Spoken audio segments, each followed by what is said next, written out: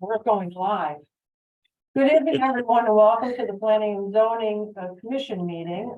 Today is March 2nd, 2023, and I'm going to call the meeting to order. Sorry for the little bit of a delay at 7:04 p.m. for the record. And please all rise for the Pledge of Allegiance. Continue on. Yeah, I pledge allegiance to the flag of the United States of America and to the republic for which it stands, one nation, under God, indivisible, with liberty and justice for all. And thank you very much. I'm going to ask the town planner, Maureen Juicy, to call the roll.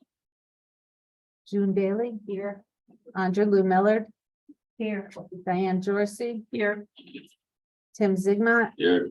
Brian Rogan, Here. Joan Beely, Here. Scott Patrick Hamill, Here. Nikki Sambitsky asked to be excused, and Steve Biella Jr. Steve, are you online?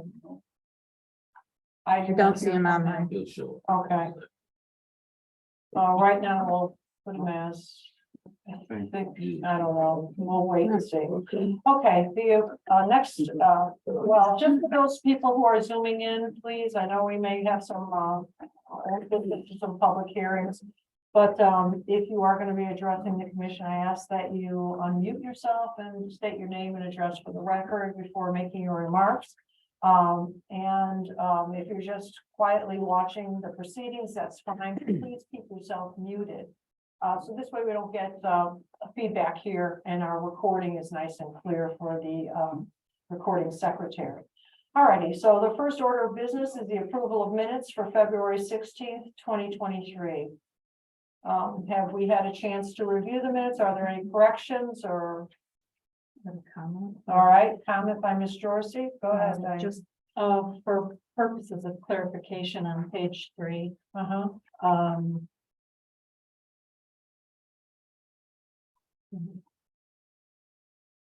There, I don't recall which of the audience made a comment with respect to Mr. Snow's offer of refunding the application fee as being underhanded. But I think it's pertinent to the notes that follow in the minutes with respect to discussion that was had. I know my comments were specifically in response to the underhanded comment. And then Attorney Coppola indicated that the applicant had requested a letter to be sent to the town council. I'm not sure that that's correct. I think it was that she was going to send a letter to the town council. Which paragraph? I'm sorry. Which I got paragraph something was to- this? We'll double check the tape and make those Thank you. corrections. Would you like them to come back to the commission for next month then? Not specific, well, not me specifically. I don't know what everybody else feels. No, I mean, as long I as just we get wanted the it to adjustment. kind of be more clear. Okay. All right. So any other adjustments or corrections? All right, I'll anyone? make a motion to approve with the changes discussed.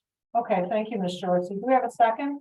I'll second. All right, thank you, Mr. Rogan. Further discussion? All those in favor? Aye, those opposed, so moved. Commissioner business in accordance with, oh, Steve, you're here. Thank you, thank you, thank you. Not online. Do we have, received 3, 4, do we have any openings? No, but we have our alternate here, so stand by. Okay, commission business in accordance with the 824 of the Connecticut General Statutes, review and recommendation of the relocation of a portion of the town right of way for an abandoned section of Wigwam Road.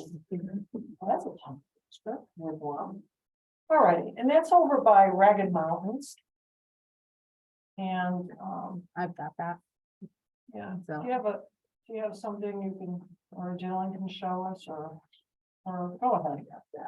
So, yeah, I'm not sure we can pull it up, but we will try our best. Can you pull up on the GIS, the I've got the wrong name, Sanctuary Lane.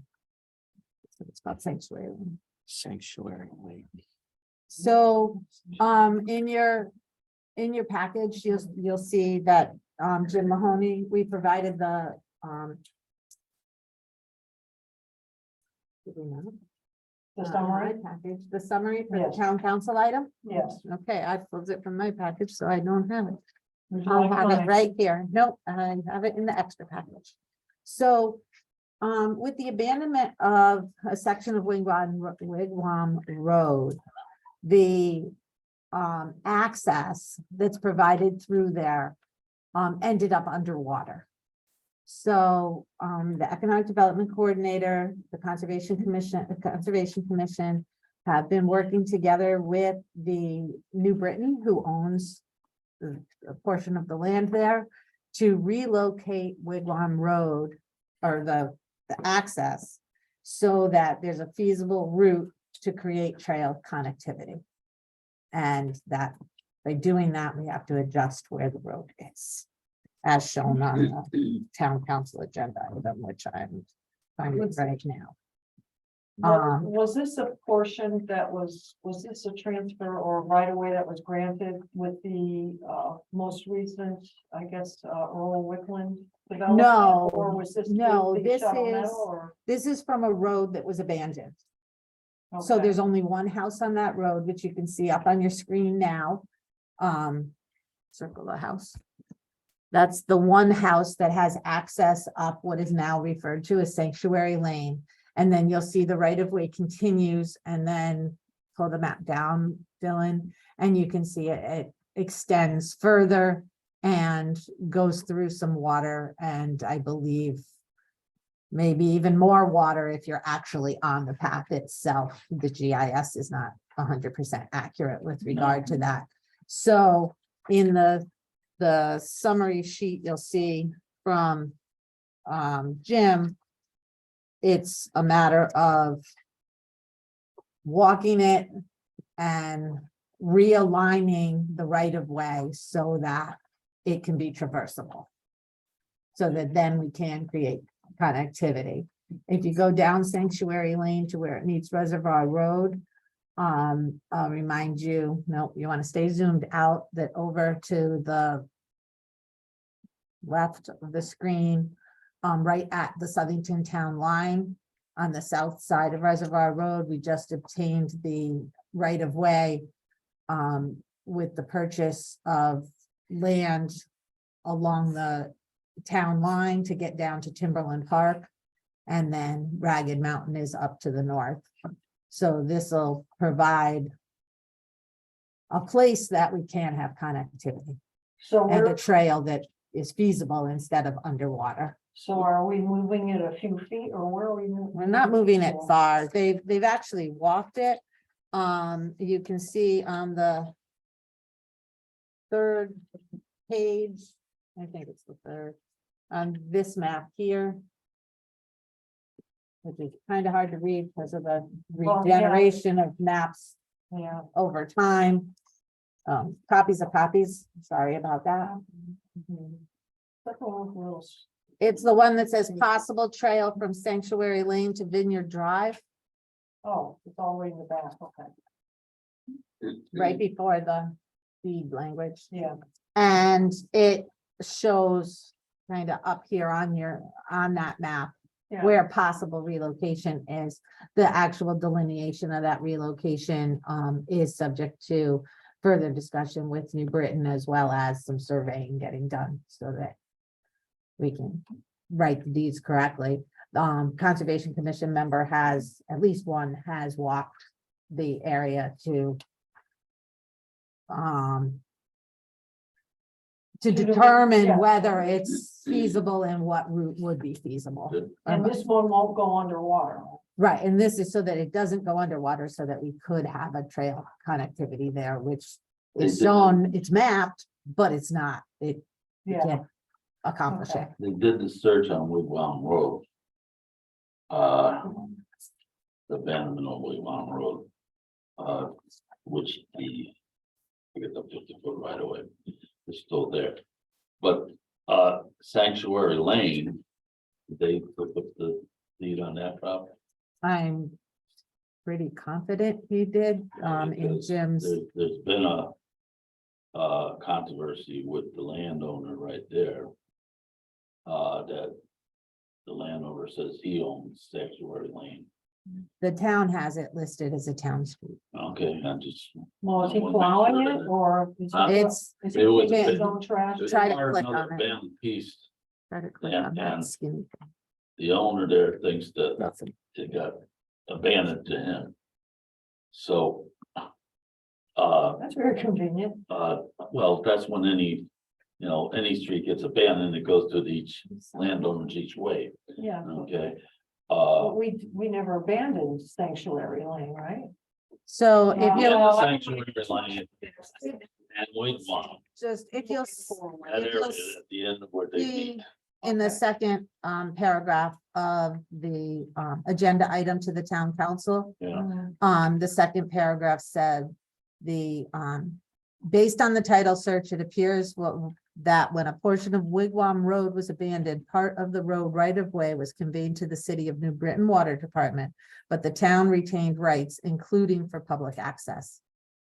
The right of way extends north from the north end of Sanctuary to Ragged Mountain Park right. and passes Okay. through New Yeah. Britain And property.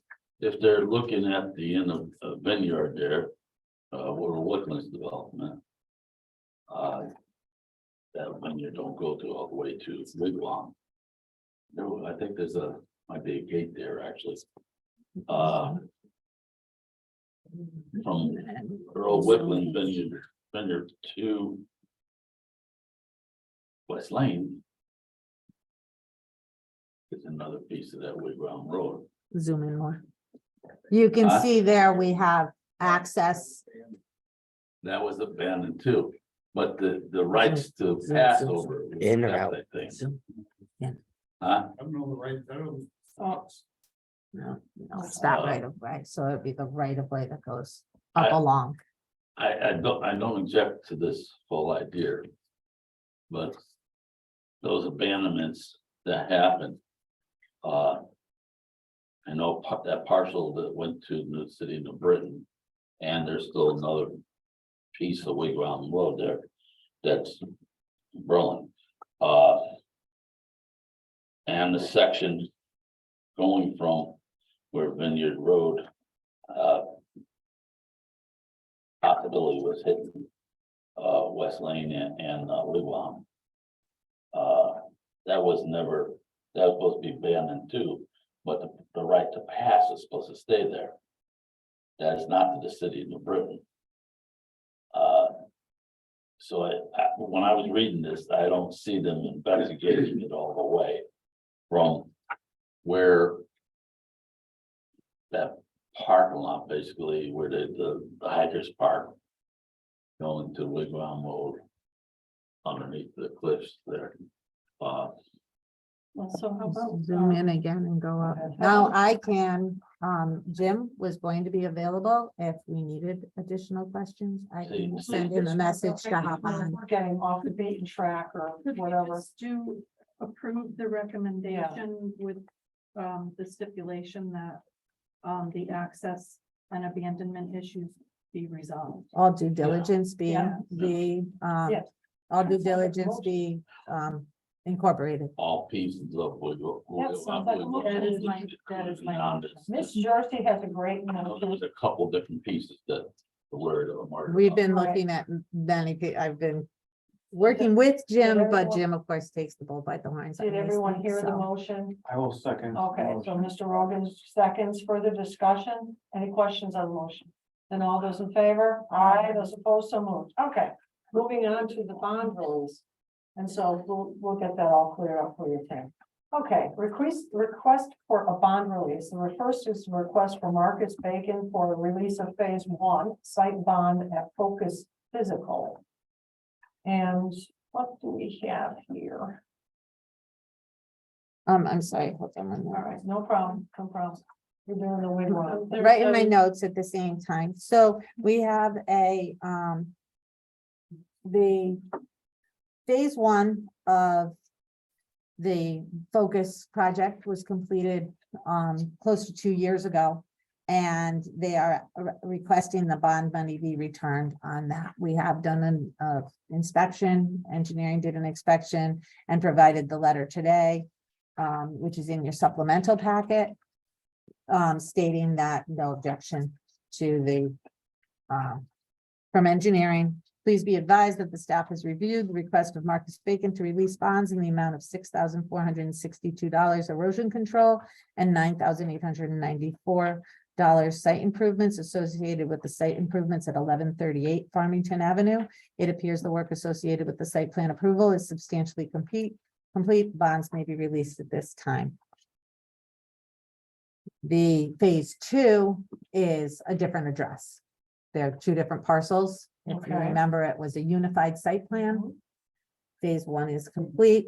We will be obtaining bonding at the time he gonna switch the money with us. Should this bond be released, he'll provide the bonding for phase 2's landscape plan, which has just been submitted to the office.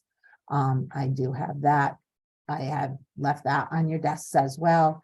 And that's a separate issue that I wanted to bring up after the bond for phase 1 was discussed. Okay, I'll make the motion to release the bond for phase 1. we have a motion and we have a second. Do we have any discussion? Okay, then all those in favor? Aye. Those opposed, so moved. Okay, thank you. That was Mr. Rogan with the motion, Ms. Miller And this with the is- second. Was that for Okay. both bonds or did you do one? I think they You just combined did it? the first one. Okay. Phase 1, so now up next, we have the request of Marcus Bacon for the release of the erosion control bond. Focused in physical therapy and sports medicine at 1138 Farmington Avenue. So this is the other bond. The first one Yeah. was the site bond. This is the erosion control bond again for phase 1. All right, I make a motion to release the bond, as stated. okay, motion by Ms. Jorsey. Do we have a second? Second by Mr. Hamel. Further discussion? All those in favor? Aye. Those opposed, so moved. Excuse me, that's releasing the bond minus the 25% maintaining. No, because it's over a year. So we're, full release is And then you have. to is redo it. acceptable to the staff. Okay, Because the improvements have already been in place for over a year since they were Okay. installed. all right. On to the public hearings, and these are continuations, so you don't have to do any reading tonight, so. First up is the special permit use application, Linda. Occasion for an accessory dwelling, thank you, unit at 5 Huckleberry Lane in the R15 zone. Now, last we knew she went to the ZBA. Correct. Was she successful at ZBA? Yes, yeah, Okay. ZBA granted the variance to go Okay. from, to allow the accessory dwelling unit to be 768 square feet, where 700 square feet is required.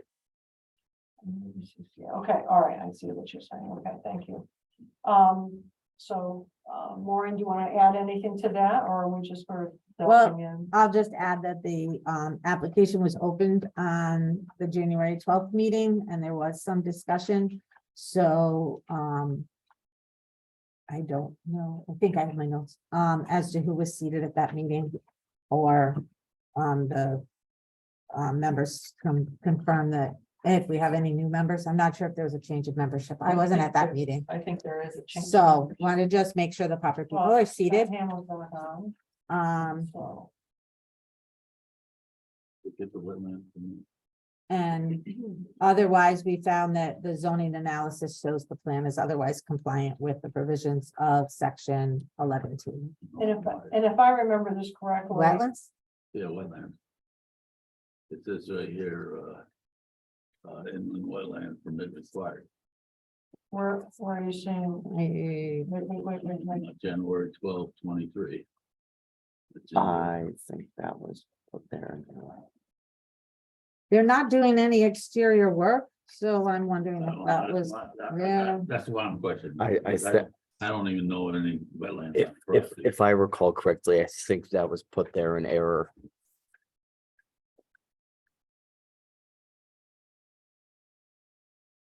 Sorry, I didn't catch it. I did my reading. You Oh, did. okay, good for you. Did you talk that was? Was that perhaps discussed on the 12th? I don't remember it being on. I don't remember it being discussed on 12th. I know we talked about, I guess, a walkout basement door or something like that. Because my concern was this apartment would be in the basement, so how do you, was your egress, your access, your egress?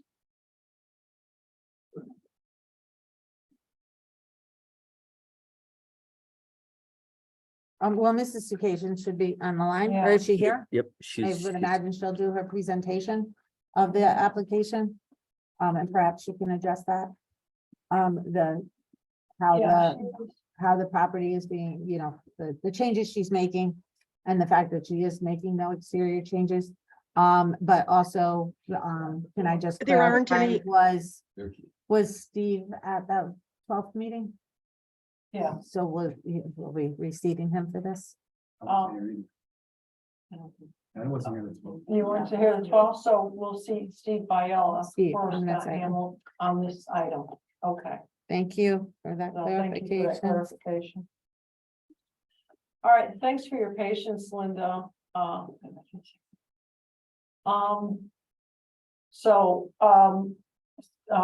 Kudos to you for getting through ZBA. We hope the process wasn't too bad for you. And now you're before us, and I guess just to refresh our memory, this is something that you're basically going to be redoing your basement area. It's, hi, this is Linda Sukajian, and I'm sorry I'm not there in person, but I'm getting over what I think was the flu, so Stay away. Uh, It's that- when you're that supposed to wasn't- stay away. that wasn't fun, and I didn't think you'd want me to be there in the room with you, but, No.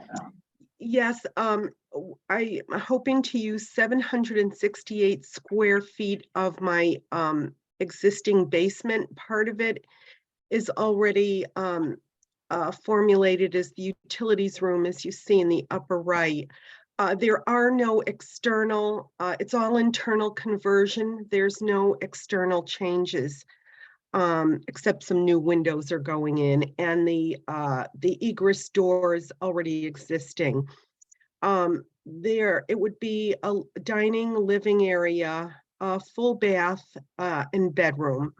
And that would be part of the existing basement. It doesn't take up the entire basement. You can see that there's a set of stairs at the top of the plan there that go up to the main level of my home. And the topography of the house is such that the long part of the basement there is the only egress. So, yeah, there's the door and then all egress windows, apart from the bathroom and one small window in the kitchen. But the rest, four egress windows and an already existing door. And, the remaining 3 walls of the basement, it's on an incline, so it's really below grade. It's mostly, yeah, some of it is above, as you can see by the little window on the left part of the plan there. But yeah, if I can answer any questions, I'm not sure if I've covered the information you need to hear. I guess I have a question. You're doing this for the purpose of future housing for your mom? Yes. Okay. And the entrance to her apartment will be basically through your home, is that correct? Well, there's an already existing door off the foyer, and there's an already existing stairwell that you can see at the top. So there's one exit out and one, well, there'll be another exit, a door to the top here, and then up the stairs to my home. Okay, so if your mom is the occupant, would she be then using the outside doorway to access her apartment? In other words, will she have to come through your home to access the apartment, or will her entrance be that ground floor entrance, and that's the way she's going to enter and exit her apartment? Well, she could use whichever exit she would like to or is able to at that moment. I guess I I'm mean, she looking, I'm looking to the future, because this sounds like something that you want to have finished so your mom can move in. But in the event, as years go on or whatever, you'll now Right. have this apartment. And my concern is that how would you, if you got to a position where you could rent out the space to some other person, retired person, that person would then have access to your home. Well, there is a door, if you can see at the top here, or at the bottom of the stairs, there will be a door. And then at the top part, I have a locked door. Okay, so At you the- have a locked door at the bottom? of the Right, and staircase top, you said. over here, Okay. and then a locked door here. Okay. All right, thank That's you. that's already existing. Yeah, and as I understand it, the footprint for the home is not changing. There's No, nothing on the outside, it's all gonna be interior work. yes, that's correct. Okay. All right. Any other questions? Yes, Ms. Daly. I was thinking as I was preparing for the meeting, there was some documentation that was targeted for someone over 55 generally. Is that what the whole use is going to be continuously then? Whether it's your mom or another occupant? Well, I realize right now it's intended for family, but I think the statutes say that if it is rented, it would need to be for a 55 or older. Mhm. Yeah, and that has to be reported every year. Right, Yeah, right, exactly. okay. All right, So the zoning regulations call for the unit to either be rented in accordance with the regulations to a qualifying individual of That's the right. age, really the age That- requirement, and then that be certified each year to the That's planning and right. zoning department, or deed restricted if they choose not, if that isn't viable, they would then have to file on the land records that it would be an affordable unit. okay. That's right. Anyone else? Steve? It's my understanding it's their option. However, if they are renting it as an affordable unit, it has to be on the land records as such. Yes. And then that would be Yes. perpetuity if that's what Mhm. they're doing. Okay. Yes. For the age requirement, an owner just certifies each year to us. All I right. have sent the question.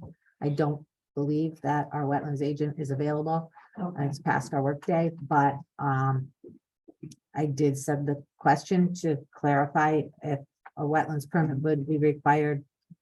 I would suggest it that should you decide to approve, it be with the confirmation that any wetlands approvals be That there was a. sought prior to permitting.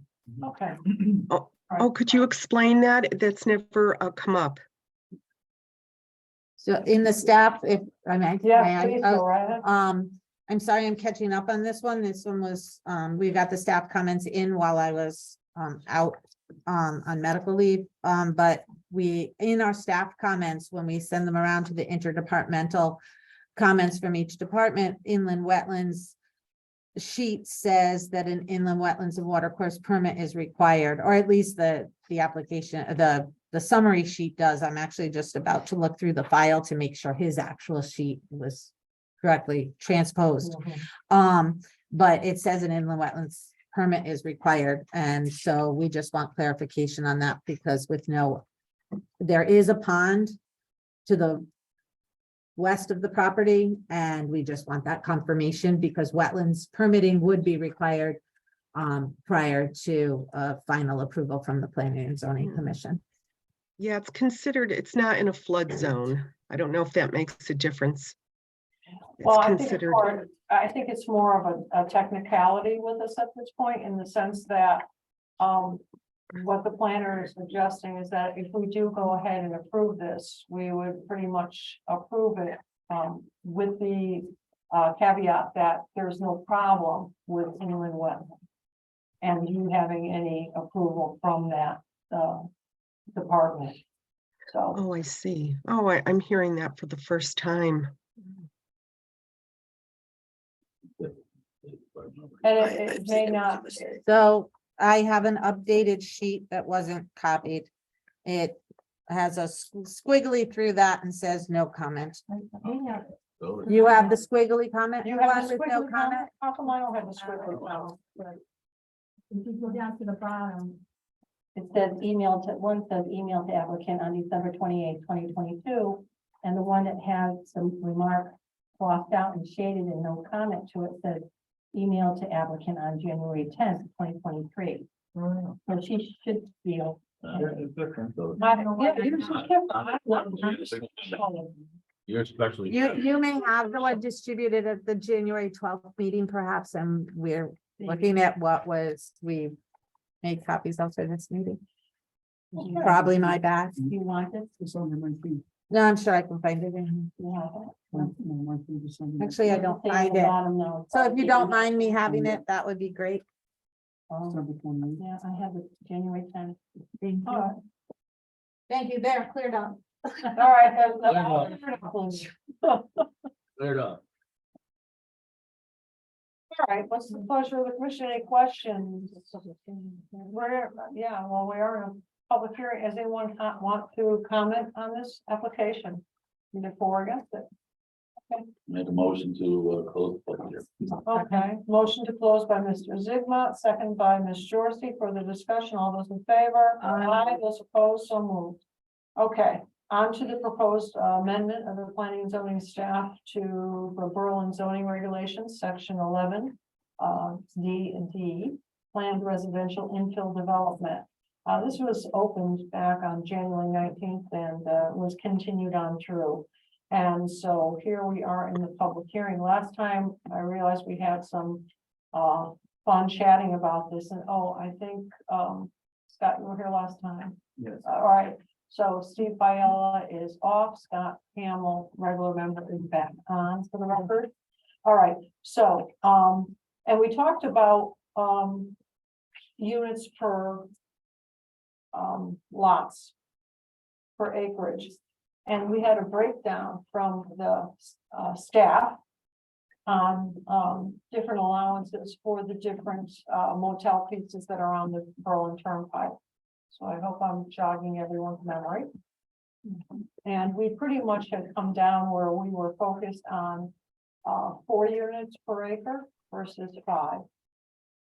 And that's where it sort of, we came to a stalemate. And so now we have the document in front of us that's been revamped again, revised and edited. And I'm opening up for discussion. So, can I just Yeah, go right comment ahead. on this, what has been pulled up on your screen, and was it handed out, or do I have it? Was it handed out? Handed out. It was on the DS. Yeah. Okay, so we've done a little more redlining Oh, and re-edited with a couple of other items. I also was trying to follow the conversation, and we went back and forth a lot. This is the section with regard to the 7,500 square feet of lot area per unit. And that's what this section focuses on, which we've just started the discussion on.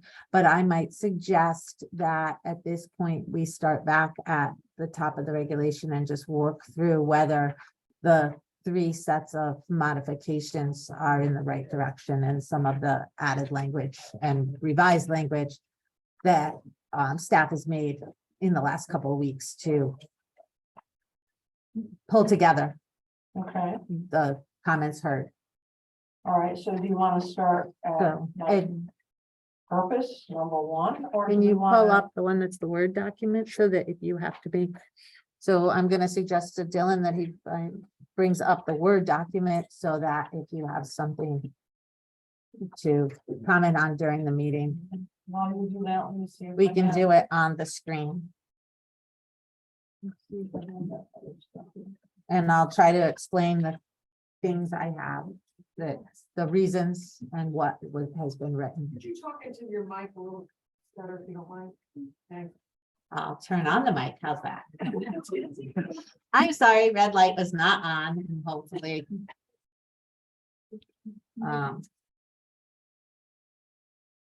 So, we discussed this a while back, but I'll go back to it now, this first here, so when we do, and this is for everyone's information, including the audience. Bold and underlined text is new text, strike through text is text being deleted. The base text here is the text that was approved back in 2021.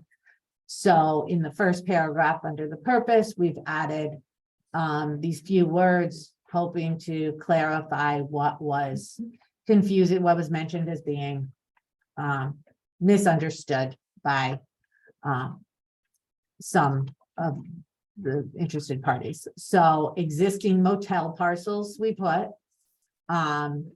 to clarify, not any parcel, motel parcel, and then that it's nor is the redevelopment to preclude redevelopment for other conforming uses provided for in the zone. So it doesn't mean a motel parcel has to be redeveloped in this manner. Someone could purchase a motel parcel and redevelop it in a manner that is otherwise allowed in the zone. But I thought those words would do it.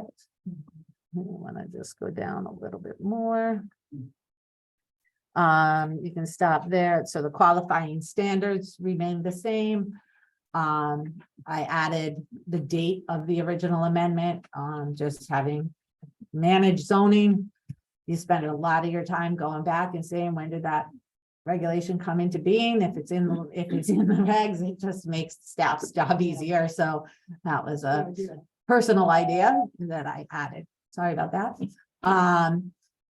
There was confusion in B as to whether there was comments made that the town or the commission could demand access through residential streets or any other access. I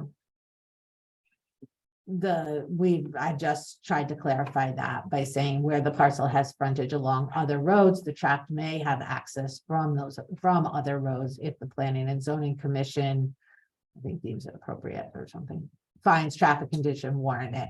So we just tried to clean up that sentence so that it's not implying that access will be taken away from private property owners. Adjacent owners.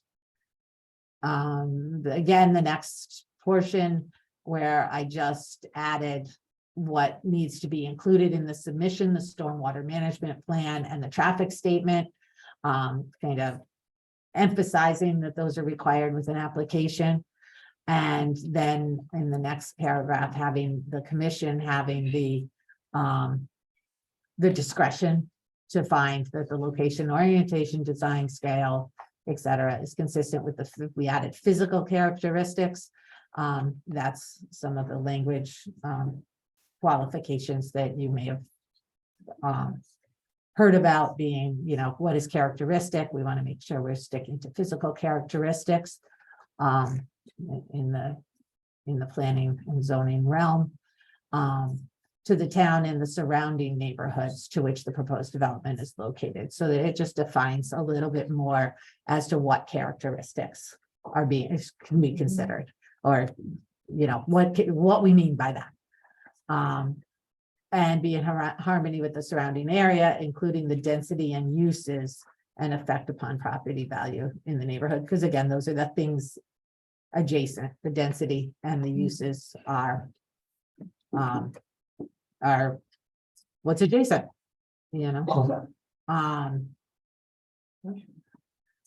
again, this one I was kind of fixing from a staff standpoint, the wording that was in the original proposal to what might be preferable to us without eliminating it completely.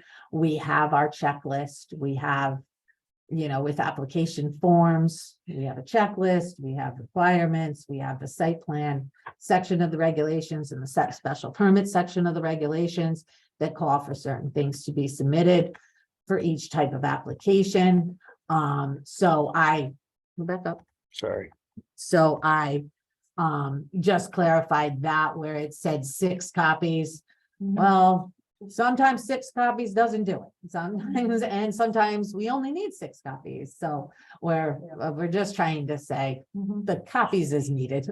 You know, let's not make extras, but, and if we go more digital, that checklist will change again. So not have it written in the regulations and then it needs an amendment doesn't make a lot of sense to me.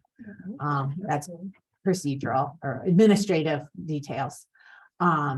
Then again, now we're back to 3A where we discussed where the commission discussed at last month's meeting as well, or the last several meetings, the density that you were considering. We went with the 7,500 square feet per lot area. I added the calculation for residential density shall exclude any area of the parcel categorized as wetland and floodplain. That's consistent with the language we have in some other sections of the regulations. Again, that wasn't under your direction that I added it. I added it because I was being a little more consistent. I don't think it will be much of an issue on most of these parcels. Did you look that up? Is that what you looked up today? There was, it seemed like there was one parcel. I can't remember the exact address, but I know it was 17 something Berlin Turnpike. It was one of the motel properties. And the GIS showed the rear portion of that property containing wetlands. But that was the only property that contained any wetlands according to the GIS. According to the GIS, which is not mapped wetlands, so, Mhm. you know, a survey can find there's wetlands on properties that aren't, but it shouldn't make a big difference in the calculation for most of the parcels we're talking about. And the way it was originally is what's crossed out. Go ahead, go down further. I was gonna have Oops. my markup copy, but it's easier to follow on the screen, except I'm not used to being the one in control of it. Okay. So for B, when we're talking about the design of the buildings, there was a lot of back and forth about building design and structures and shapes and what they could look like, etc. I had some concerns, I heard concerns with regard to what is small and what's small in comparison to what. And a lot some of it's aesthetic and it's with regard to fitting into that neighborhood and the location for the specific site. It may be completely different, that one that, more of a bungalow might work versus a little cottage versus, what you might say, a ski chalet cottage versus a beach cottage. They're all just kind of different styles of houses, and there may be some creativity with a design that's good, but you'd have to deny it if you weren't allowed some of that discretion. So unless the commission determines that due to the unique characteristics of the parcel, an alternate design is appropriate, units shall be standalone, unattached dwelling units with a minimum separation of 20 feet between the units, with the area between the units landscaped, but may include pedestrian pathways and fenced storage for waste containers.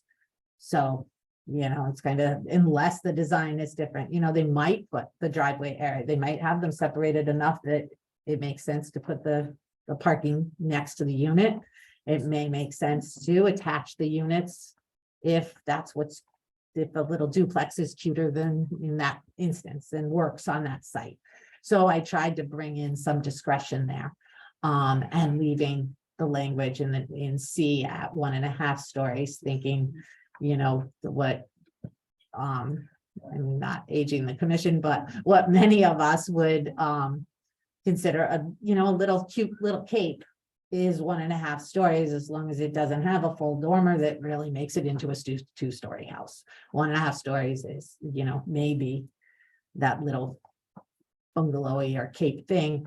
But again, bringing down that height, we did have a brief discussion with the building department, and 18 feet seems to be a reasonably generous, to allow for, perhaps a lofted ceiling, instead of 1950s houses. You're lucky if you had the 8-foot ceiling. And now today, somebody might want a 9 feet ceiling if you have a half a story above it. the 18. And that's the height to the midway up the roof line, which is consistent with our definition for height. I didn't change it to peak, which there was some discussion of changing it to peak. Again, any of these, I'm just telling you why I wrote what I wrote. Please comment and do as you see fit. I was trying to bring together the comments I heard. Again, keeping the 500 to the 1,000 square foot living area, but we struggled with this a bit. Dylan and I went back and forth for a while on how do we make this sentence make sense and still leave room for buildability and use, for practical uses for the resident. So including gross floor area, including the unfinished basement capable of being finished. So if it's a, short basement, but it's a basement, then it couldn't be finished and be legal, but, and the attached garages, I included the attached garages because that comment was So made, The attached garages and. would be part of the 1,000 square feet. So that if the garage was part of the individual unit, Okay, the gross floor area would include it. If that last sentence, detached banks of garages for the development. So you talked about garages being an accessory structure that's they're lined up in a row. And I just put, they're not subject to the calculation. okay. Again, we struggled and somebody may have better sentence structure.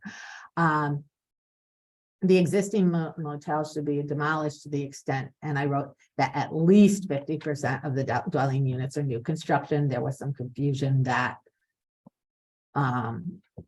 it could be interpreted that they have to keep 50%.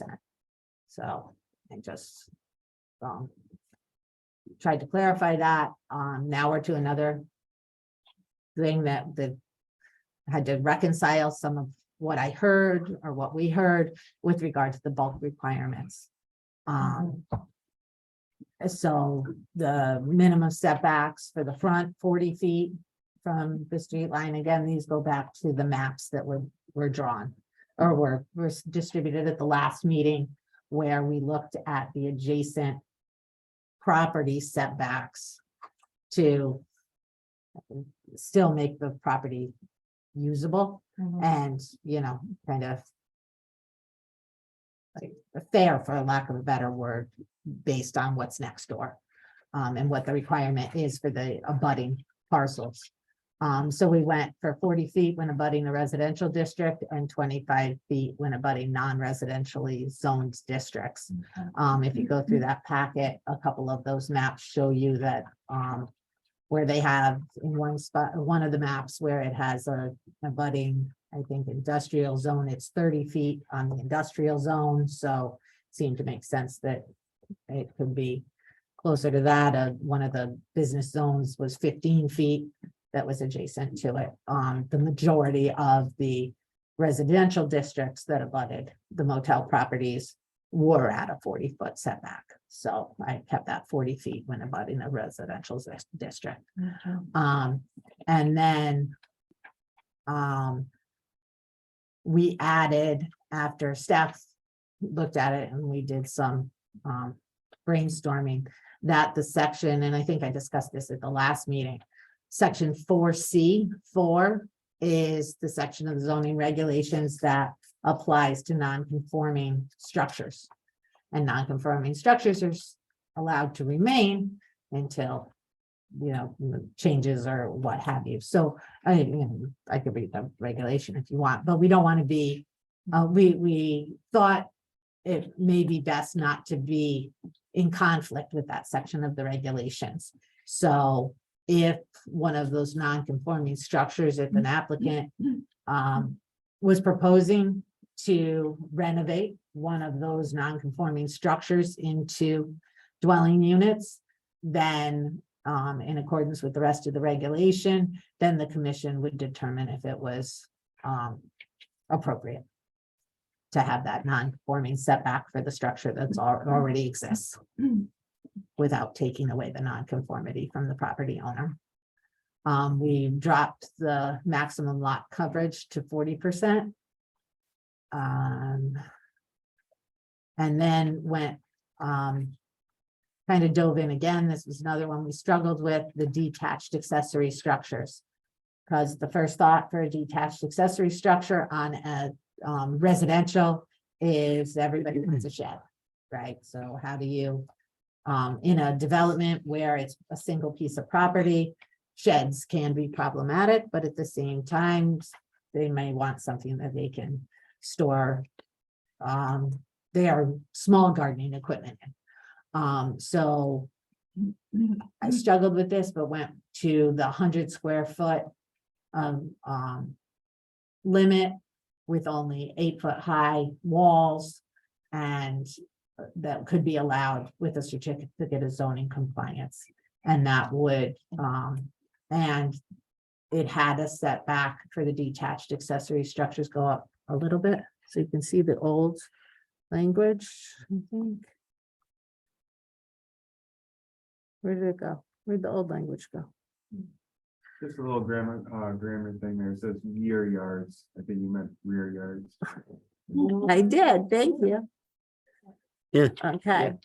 The, oh, it's in the next section where it says detached accessory structures. It had read shall be located not less than 5 feet from the side property line.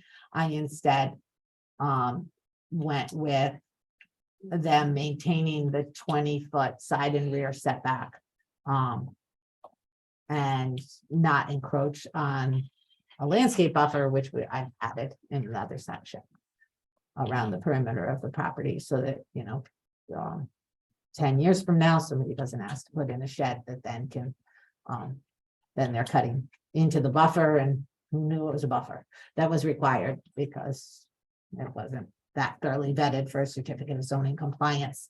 But then for 2, I talk about the larger detached accessory structures that could potentially be maintenance garages, those banks of garages that you discussed they possibly having, or common facilities, a gazebo for gathering, a community building, whatever. So those be subject to site plan approval. I can read the paragraph or not. And again, may need more wordsmithing. Or you may not agree with those concepts. Kept the same language we have for all accessory structures, that they shall not exceed 15 feet in height. Our accessory structures and commercial zones are not necessarily limited to 1 story and 15 feet, but I kept that regardless. I didn't add the 1 story though. What if it's a community building? And for instance, Beckley Farms, their community building was approved for like maintenance to be downstairs if they needed, or they had a basement space because they had the topography to get into the lower level. And they're mad that at least one of the meetings, they were imagining using it for some maintenance stuff, but upstairs being the gathering room. So it's built into the hill. I just, that's again, the discretion of the commission looking at the application. And here is where I added the requirements. The section 11 or 9C is the landscape requirements. So that was in the regulation already. The requirements of section 11C shall not apply to this section. But, and they had a but, and I embellished upon that but, unless waived by the commission, a minimum landscape buffer of 20 feet shall be maintained or provided around all non-frontage perimeters of the site. So the side and rear, or, if you have a second street, different landscaping. And again, we added a base, the original amendment that was distributed, included the applicant shall demonstrate there's sufficient off-street and off-travel way visitor parking as determined by the commission. during the application that you saw, there was considerable discussion with regard to that. And outdoor space for each unit. I looked to some of the other sections of the regulations where we have multifamily, and 400 square feet was one of the sizes used of screened, meaning not screened, but visibly screened, not mosquito screening, private outdoor space provided for each unit. And then added to foster community environment, common land elements such as gazebo, community garden, pet area, gathering area, or suitable community areas shall be provided to the satisfaction of the commission, which is fairly consistent with, for instance, our adult housing regulation. I don't think it's verbatim, but it's consistent with that. And I think it did have all utilities shall be underground, but I had some issues with the formatting. And the only way I could get it to be there, it appears like new text. I think it was in the original text. So that's what I've come up with so far. And again, I was A lot of hard work. working towards combining comments heard from different during different phases of this discussion. So I don't know that I reflected all the consensus. So I think you did a we great can job. do more. Came a long way. The only thing that really stuck out to me is H2 with the be not located less than half the required distance of the dwelling units. I would like to keep the setbacks the same as the dwelling units, considering that these detached accessory structures are larger, such as the garage, the bank of garages, that could be a big structure, so I think it should maintain the setbacks of the dwelling units. That's really the only thing that stuck out to me. It just in reasoning that I did include that half the distance was, I was getting rid of the 5 feet Yeah. in the first place. I was increasing that. However, I recalled that in the discussion of the multifamily units at near Acura on that property, that some of the feedback we've gotten from that I recall, and I didn't look at the record, but my recollection is that some of the feedback was that the neighbors actually liked the bank of units of garages, so that created the buffer that was more solid instead of a yard. And that's why I did it. That's fair. You might not remember it that way. That was 5 years ago, so. Yeah.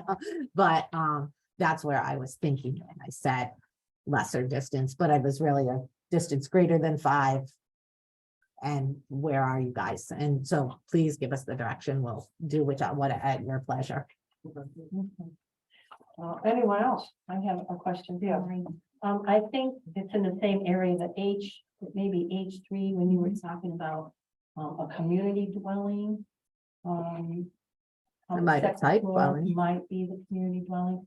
Is there any wording we can put in there so the community dwelling never turns into an apartment? It be might not have the met dwelling. H3, maybe, or well, I guess it's the height of the accessory dwelling, not the. Common use for community. Common Foster facility. community Environment land, common land. I thought it was, a I think it's gazebo. It's under K. under K. Yeah, look under K. Down. Yeah. Foster Down, community sorry. Environment. common land, IJK. Such as a gazebo. I think it was mentioned up further too. I thought it was, Okay. the applicant demonstrated. Well, I think she Said that mentioned the it, commission but it's is not in accessory writing. Structure is designed to be located. Well, maybe I misunderstood that. No, I think it's what she was discussing it. She hadn't put it in writing, but she said, I'm thinking about. And I think she mentioned at that. Did I So say dwelling it instead didn't of? quite make it into the, use of the community Yeah. dwelling. and yeah. Oh, I Well, just- I is didn't it- know if where, there's where's a- the one I just added? It's red. The one you just the added big- The was big, common facilities for the benefit of the community. do I have such as, including garages, storage for community maintenance and common facilities for the benefit of the community.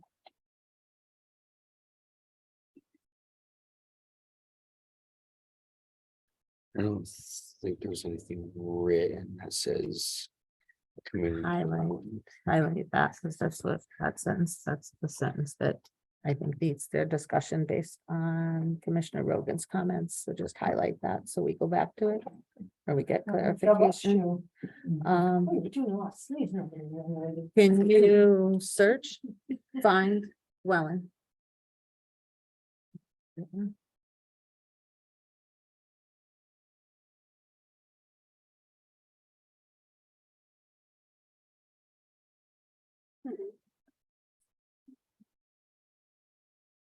Just, yeah, sorry. Keep going, keep going.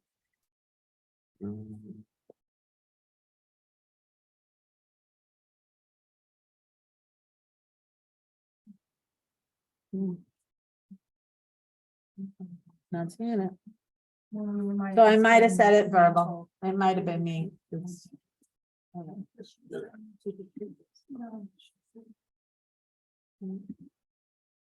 Well, with that being said, is there any wording we can put in? So, because I know what was happening in one of our previous meetings, the community.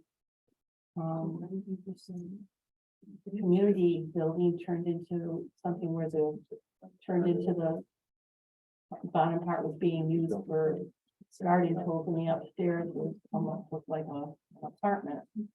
It's just another unit put in the middle of the, Oh, the application that was reviewed, yeah. and the application that was reviewed. Do we not worry about that? Do we?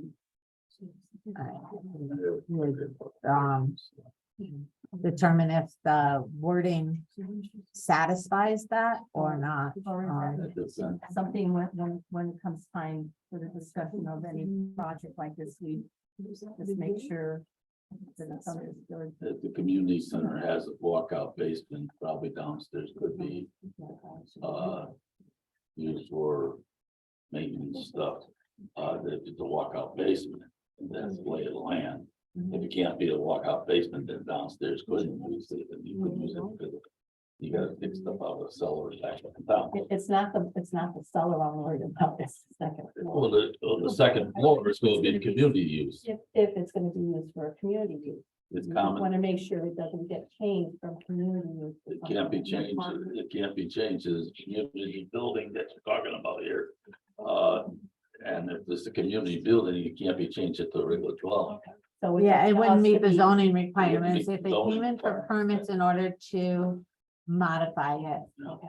Now, if it was, you know, that in many congregate living facilities, they have a unit that appears to be of the main floor of a dwelling as far as amenities, so you can have Christmas dinner there for a larger gathering or whatever. So you have a kitchen, you have a bathroom, you have a gathering area. And I So understand. someone converting that illegally and renting it would have to be reported. And if it was a community, if it was designated as community and not a dwelling unit, it would be a violation of Okay, code. and it's up to us as a commission that if they say they're gonna put a community building there, a community dwelling up in the top and the maintenance is down in the bottom.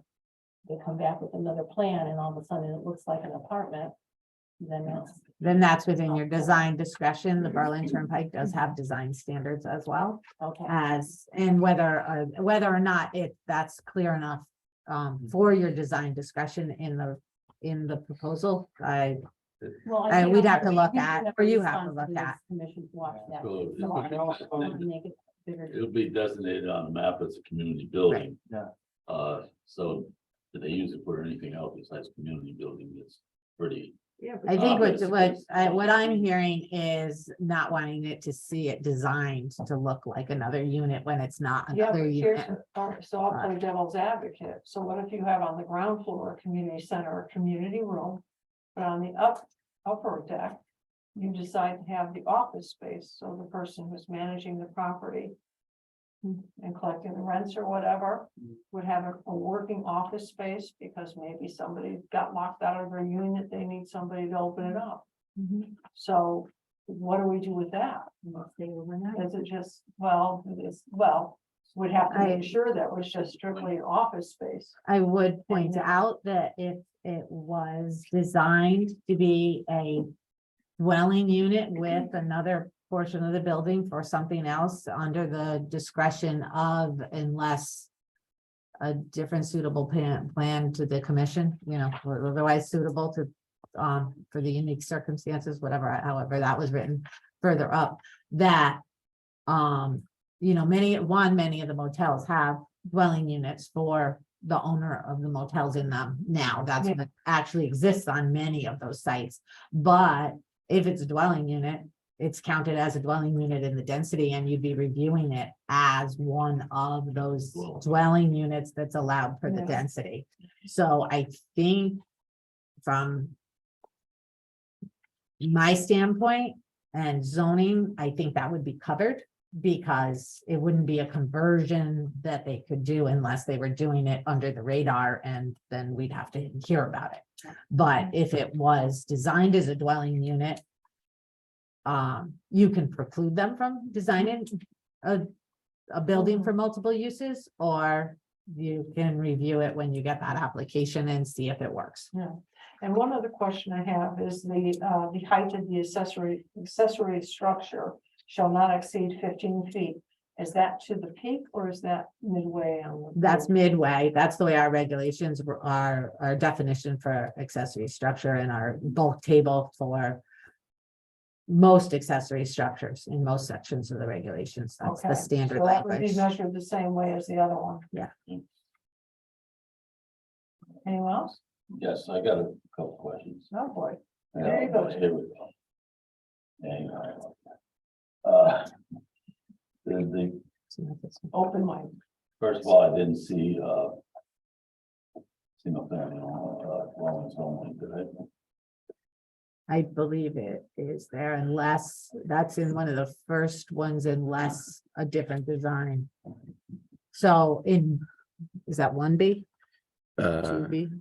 We need the There's 3B. 3B. 3B, unless the commission determines that due to unique characteristics of the parcels, an alternative design is appropriate, units shall be standalone, unattached dwelling units with a minimum separation of 20 feet, et cetera, et cetera. So, single unit. Single unit unless the proposal, Okay. I mean, I put that No. down, You said that the garage can't be attached or it's part of the 1,000 square foot. right, that's the Right, direction so, I heard. Part of 1,000 square foot, you're talking about probably less than 800 square foot of living space. Okay, 1,000 square foot home. Again, looking at your building box like every other development. Okay, and if this is a 75-foot frontage and 100-foot depth, your R7 zone, 7,500 square foot. And 10-foot yard, side yards, right? So 10 foot each side yard equals 20 feet between the houses. So there's 55 feet. No, 45 feet of building box. Okay. And 45 foot of building box, you can put a 1-car garage or 1.5 car garage and still have 1,000 foot home. Because your building box is going to be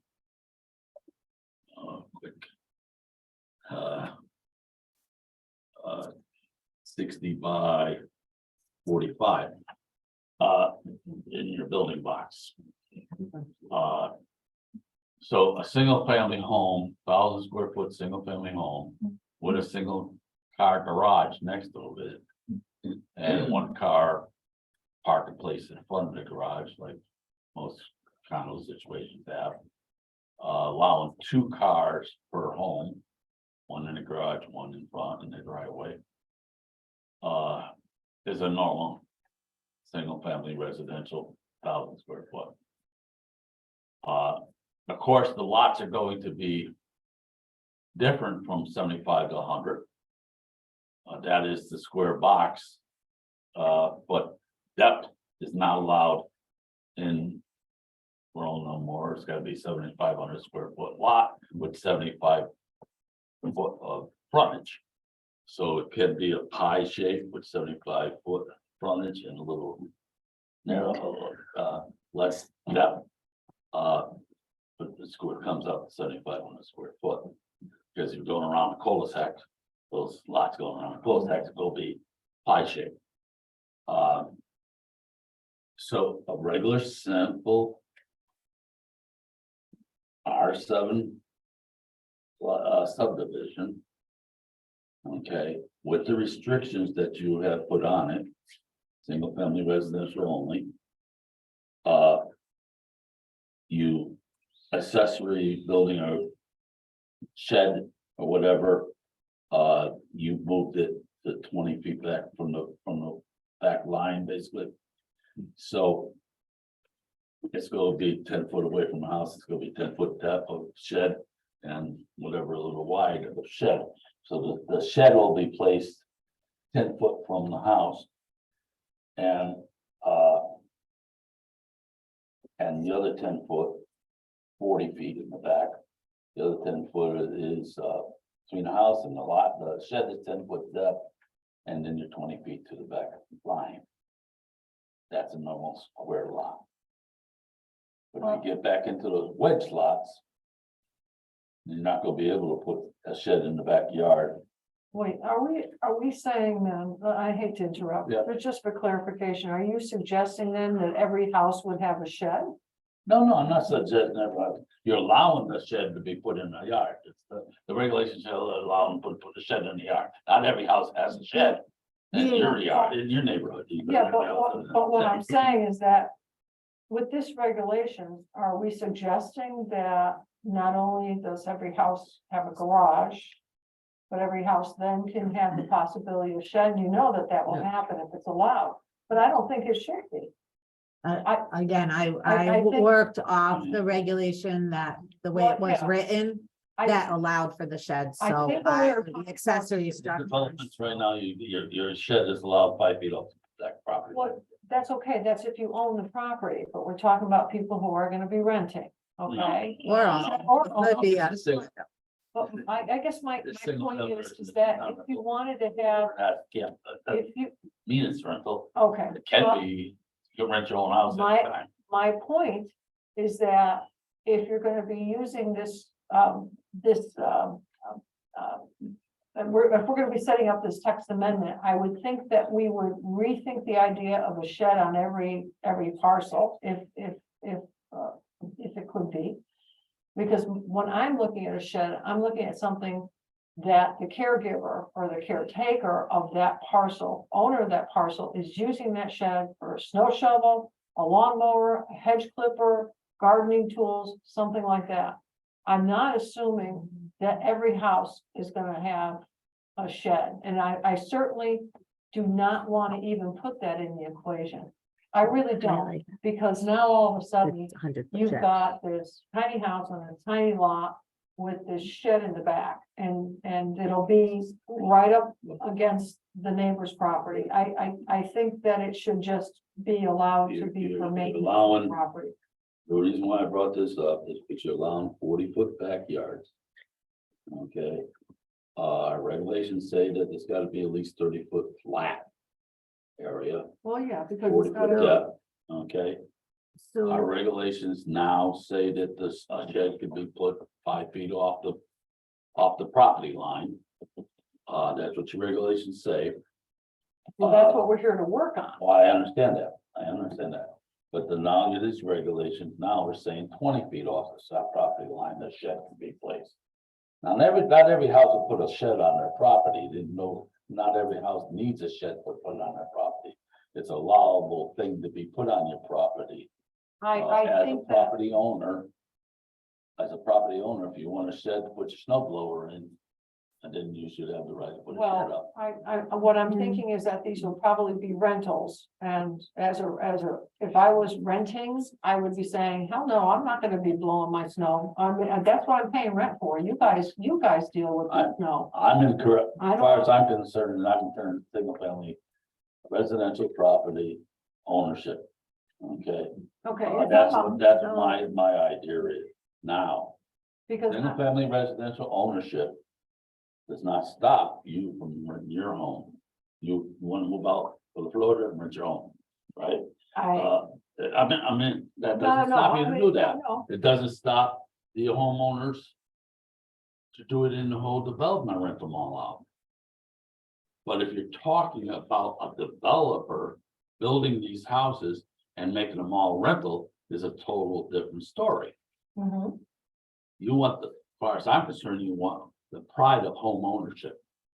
Okay, because then it doesn't turn into slums, because the pride of home ownership.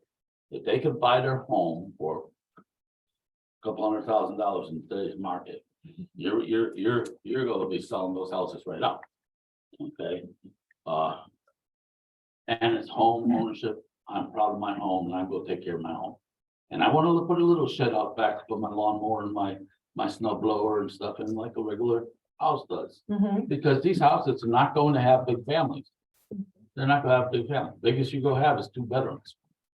Well, Okay? then maybe we can make it So, contingent on whether or not it's home ownership versus rental property. well, I would Not because encourage they're home vacation. ownership, but you, Well, I agree with you. It's better if they own the property, as you said, they will tend to take pride in it. It gives them roots. you know, you, But I'm being realistic, and we also have a huge transient.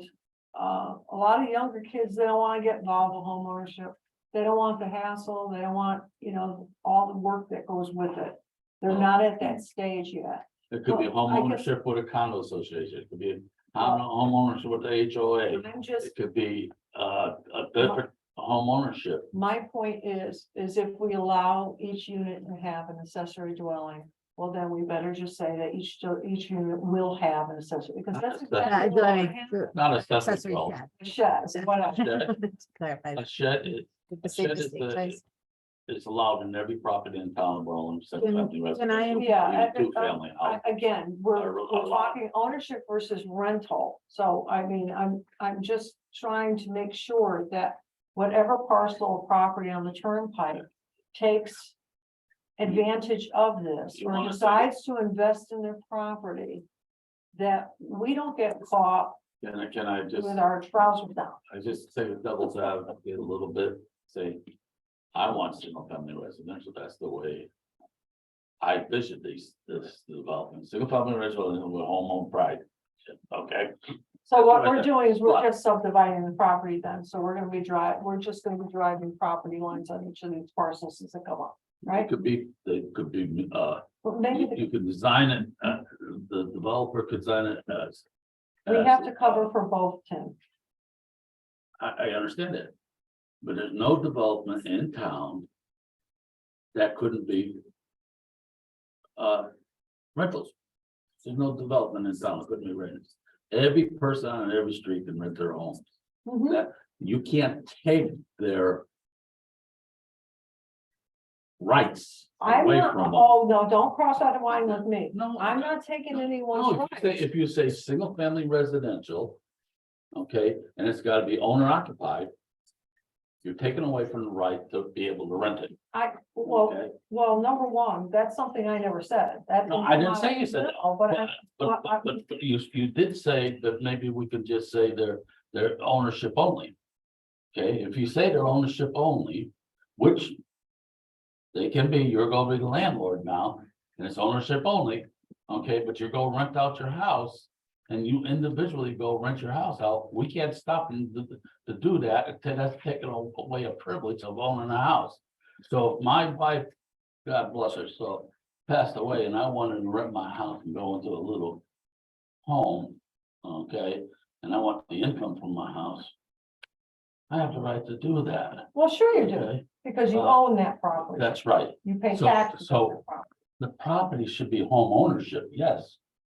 It should be home ownership, Okay, so but what the homeowner I'm does confused with at that what the- property, you can't govern. all right, I'm gonna be the first to That's admit what I'm that I'm confused of what the purpose of this regulation is. I thought we were trying to give an option for people on Turnpike, but I'm hearing something else. I'm hearing that we're subdividing parcels on the Berlin Turnpike. Is that what we're doing? So my It's become a clarification, Subdivision, so, Subdivision. It's all subdivisions. What you saw before was a subdivision. The one we saw that we rejected was a subdivision. This proposal is subdivision. There's no different. You can do it without lot lines and there's ownership area. There's ownership area, you can do that. We have a development on Middletown Road that's developed that way. They have 4,000 square foot homes on the property, yeah. then but have they their don't own- own the land. Mhm, They got land uses area, Yeah, okay? And they use their own, they mow their own lots and everything else, but it's a land uses area, mhm. okay? We could design it that way as a land uses area. Well, all right. Then it's what subdivision and land uses area. It's really not that much of a difference except the land uses area, they're usually on a HOA or a condo type association that everyone pays for the lawns get mowed and everything else. And there's no, and then the property stays very nice because now you're paying what they call it condo association fee, whatever, for mowing and snow blowing and all that other stuff. Well, maybe that's the idea you want to do, then you keep it neat and clean all times. But the only other way you can do it, keep it nice and clean, as far as I'm concerned, is home ownership. Because that's just the pride of home ownership. Most people will keep their house nice. Then there's slobs, but most people will take their house nice. This is nothing but a subdivision, and any way you want to put it, it's a subdivision. So I don't know. I mean, I'm getting a little lost here, but I think that Yeah, under L, additional requirements where dwelling units are to be individually owned, a community association must be established and maintained prior to the issuance of the first certificate of occupancy.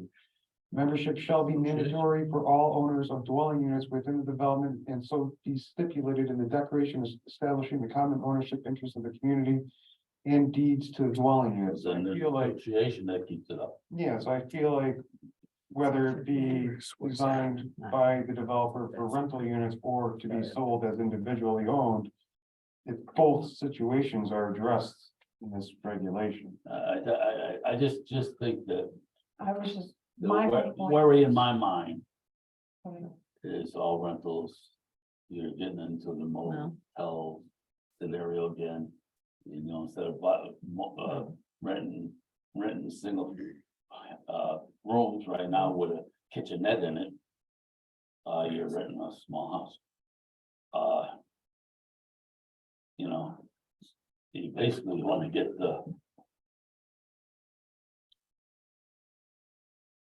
I don't know how to say it. I'll get in trouble again. Well, no, it's not a question of trouble. I'm just trying to understand what you're saying. And it muddied the water for me. Okay, okay, Right. I'm just Because trying to open. I'm thinking, well, okay, fine. But now. I'm gonna stop. What I'm hearing from Commissioner Zigma is he wants to get rid of the ability for these to be rental units and that it must be for the purposes of home ownership and with the HOA. You want to get rid of the rental aspect. You can't take away rental, but you can take away the motivation to rental. Okay, you couldn't buy it, you can sell them as individual homes. I take Holly Court, beautiful little street with nice little houses around there. You know, and they all take care of their lawn and they're all beautiful because it's a homeowner pride. Now, if the homeowner's pride is gonna be there even if they rent it out, because the homeowner's gonna go over there and say, hey, don't slop me up my house, you know? So I'm saying yes. Take that just rent them all out idea and make profit for a developer. you know, like a apartment house. Or home ownership, where the homeowner itself may rent it out. And they're gonna keep an eye on it and make sure that it's nice and doesn't go down. Because what's happened to the motels is nothing but, because there's no ownership. Person living in a hotel with the efficiency apartment or whatever they call them now. They can become slums. I'm sorry, that's what they did. You know, some people are very upstanding that rent those things. And they rent them about a month and then that's their home. But they feel that home ownership because that's where they live. And they live by themselves. Okay. But then you get the ones that come in and rent by the day. They don't care. You know, so that's what you're trying to do by offering a landowner of a motel to improve their property, make it attractive to do that by making it enough that they could sell the product, make their profit, get out there and improve the whole place. You know what I mean? That's what you're trying to do, improve that piece of property. Okay. Okay, and, I'm gonna ask if Maureen has any comments or if any of Yeah. the commissioners, I think your point is well taken. I want to make a clarification, just for anyone who may not be understanding the terminology being used. So subdivisions are a particular land use tool to divide parcels into individual lots. And any subdivision would be subject to the subdivision regulations, which is a different set of regulations. Planning and Zoning Commission makes decisions under, and I believe that you would have to create an amendment in the subdivision regulations if you were going to allow for these to become actually individual parcels for each unit. Where we have other multifamily developments on a single parcel of land, the parcel is the meets and bounds of the overall parcel. So a condo, the most of the condo we have are in one parcel, but they may have individual units. Those individual units may in their agreements and deeds and covenants have an exclusive use area that is that units area that they consider their lot. It is not actually their lot and parcel because the land's not divided. It is for the purposes of managing the land in the area and uses for that owner and in their deeds, etc. But they're all still part of that single development that was developed as a multifamily development. Our most of our age restricted are under that, the individual units or even the combined units on the other side of the Berlin Turnpike, down further on the Berlin Turnpike, we have several of them. Stonebridge, Stonebridge is different, I think. Beckley Farms, you're familiar with these. The intent, my understanding, and of course I wasn't here when most of those regulations were developed, but in the section where you speak to having private outdoor space, that's what would be required for that unit to have is their own space.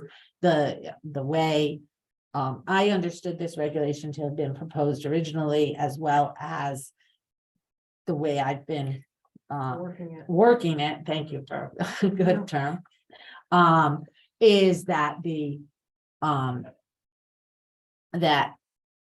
that for that 7,500 square foot is somewhere on the lot.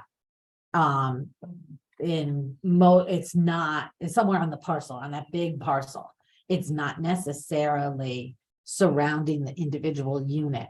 If that's the intent, we'll have to do some more. I believe this regulation needs a bit more work Yeah. to change it if it's each unit to have 7,500 square feet dedicated space to them to have as their exclusive use area. The intent was that a percentage of the overall unit, and some of it might be wooded, they might dedicate, and some of the common area is the 7,500 square foot per unit. You then don't need another 7,500 square feet or whatever additional square footage for that common area.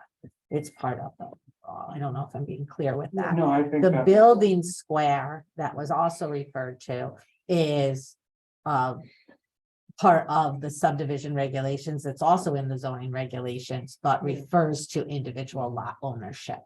So I just wanted to make sure everyone's clear. This is a single development, and the developments would therefore have to have, whether they're individually owned units or not, would have to have that mechanism for the overall parcel to be overseen. so it's pretty much the same logic as our open space development, where you can have so many parcels on a piece of property, as long as you can fit them in the conventional development. Yeah. Mhm. Yeah, yes. Okay, anyone else have any questions? I know that Mr. Zigmont and I have dominated it, so any other questions or concerns at this time? All right. Yeah, and we are in a public hearing, so if anyone wishes to comment at this point, we invite you up, and yes, we have a taker.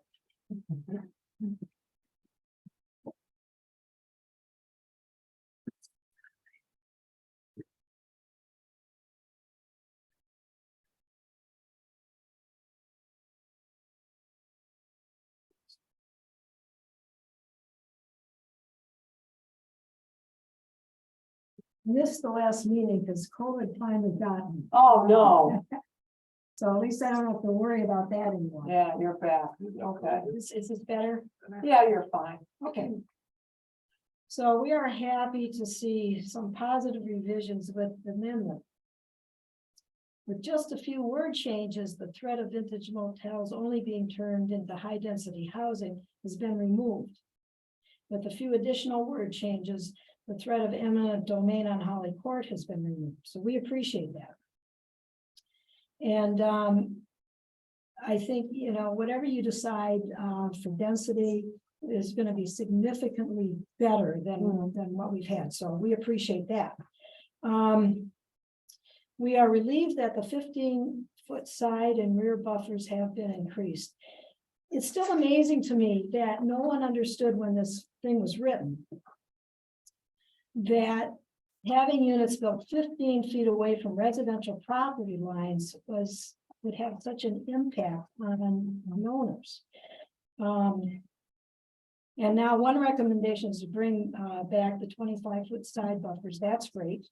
We would appreciate the commission returning to the BT1 rear buffer of 50 feet when abutting residential. The recommendation now is for 40 feet.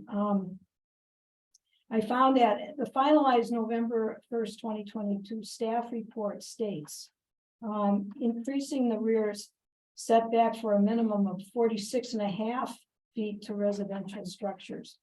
So somehow the 46.5 buffer then got decreased to the 40-foot buffer recommendation. Every additional setback foot is important when abutting residential. It is for our safety, quality of life, and peace of mind. I don't have to talk about the height because you're down to 18 feet with the recommendation, and we think that's great. We still would request that landscaping and screening requirements be added, you know, for down the pike, because, you know, the zoning, the commission could change with personnel. Maybe the next group wouldn't have the same philosophy in terms of screening and all that stuff. So from what we've heard, you seem to have a good handle on what is necessary. So you know, if you could put something in there, that would be great. So we were disappointed that you deliberated and denied our petition for abolishment at the last meeting. People left physically and virtually when the hearing was closed with no indication from the commission that a decision would take place that night. Our only other experience with the commission was when the 1676 application public hearing was closed. 2 weeks later, the commission issued the denial. So we thought the same procedure would be followed and the decision would be made tonight. So why didn't the commission say something to people when they were leaving? If only we had had the opportunity to be a part of the original public hearing. What is coming out now in the revisions is what probably would have come out almost 2 years ago if we had been a part of the discussion. So, and we don't know what's going to happen next door. You know, because I would think that's grandfathered in under the original amendment. And, you know, it's going to go through court. So God only knows what's going to happen. But, you know, I feel the commission has really hurt us and caused us great stress and anxiety. Well, I'm terribly sorry that you feel that way about the stress and the anxiety. As far as the court decision, it will be up to the court and the attorneys on hand that will present our case to the judge. And it'll be up to the judge to decide one way or another. Yep. Alrighty, but it all hangs in the balance now. I can appreciate your feelings, but I hope you understand that as we move forward, we're not focused on the lawsuit right now. That's for our attorney to do. And you know, she'll keep us posted how things are going. But our focus becomes the regulation for us and how to make it work for everybody without hurting anyone. Yeah. And it was never our intention to hurt anyone. So, but that being said, I thank you for your comments. Yeah, this is much better. I mean, it's just too bad it wasn't that way, you know, 2 years ago.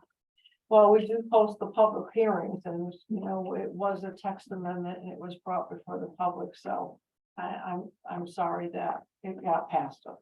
That passed. I just like to say one thing about the comments, is that, our agenda tells you what we're going to do. Our agenda shows the public hearings. And then after the public hearings are closed, it goes on to whole business, and every one of our agendas have the item under public hearing, then the items again under old business.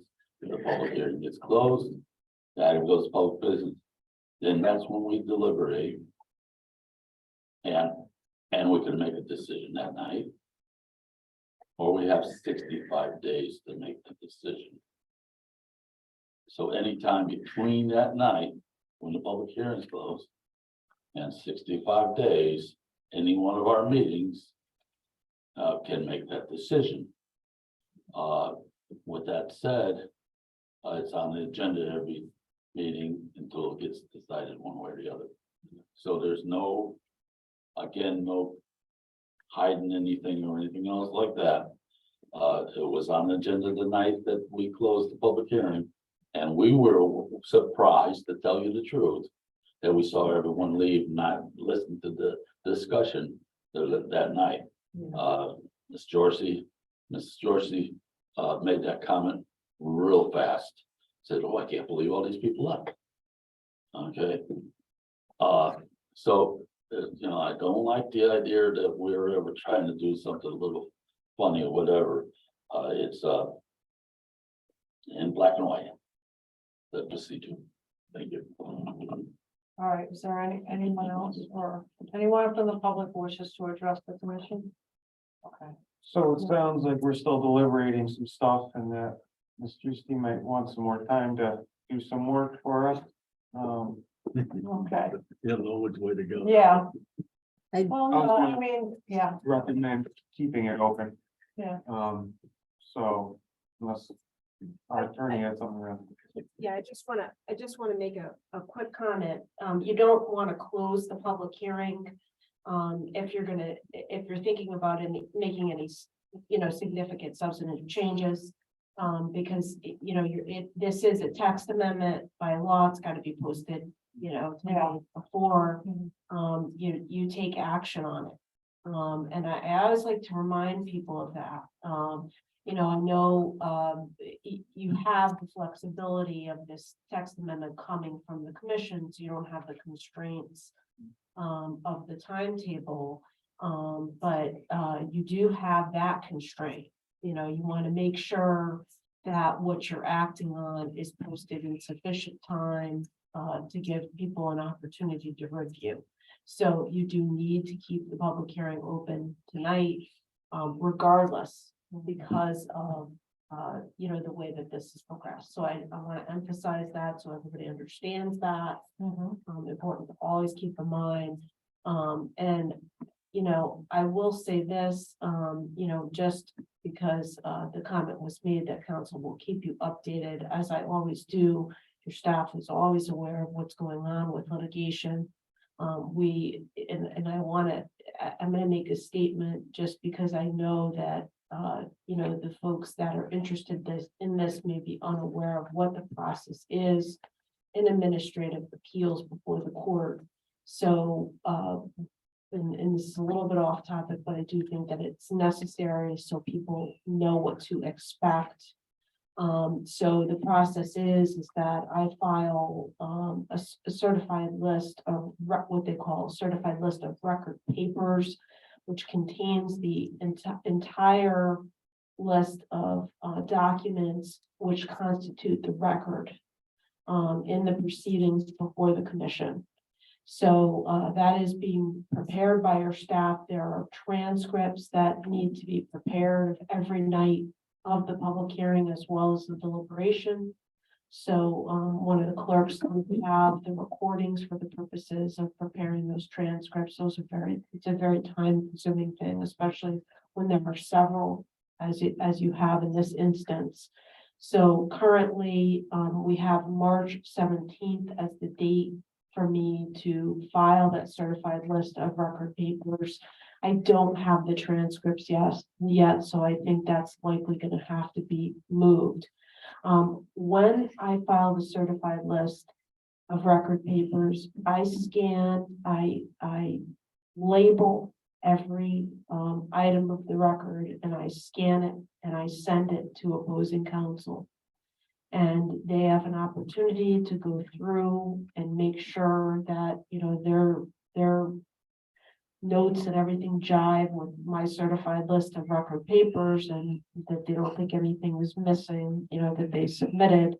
And then the court has the expectation. This is a somewhat new rule of practice. It's been around for some years now, but it's not the way we used to do things. We used to file everything with the court. Now we designate contents.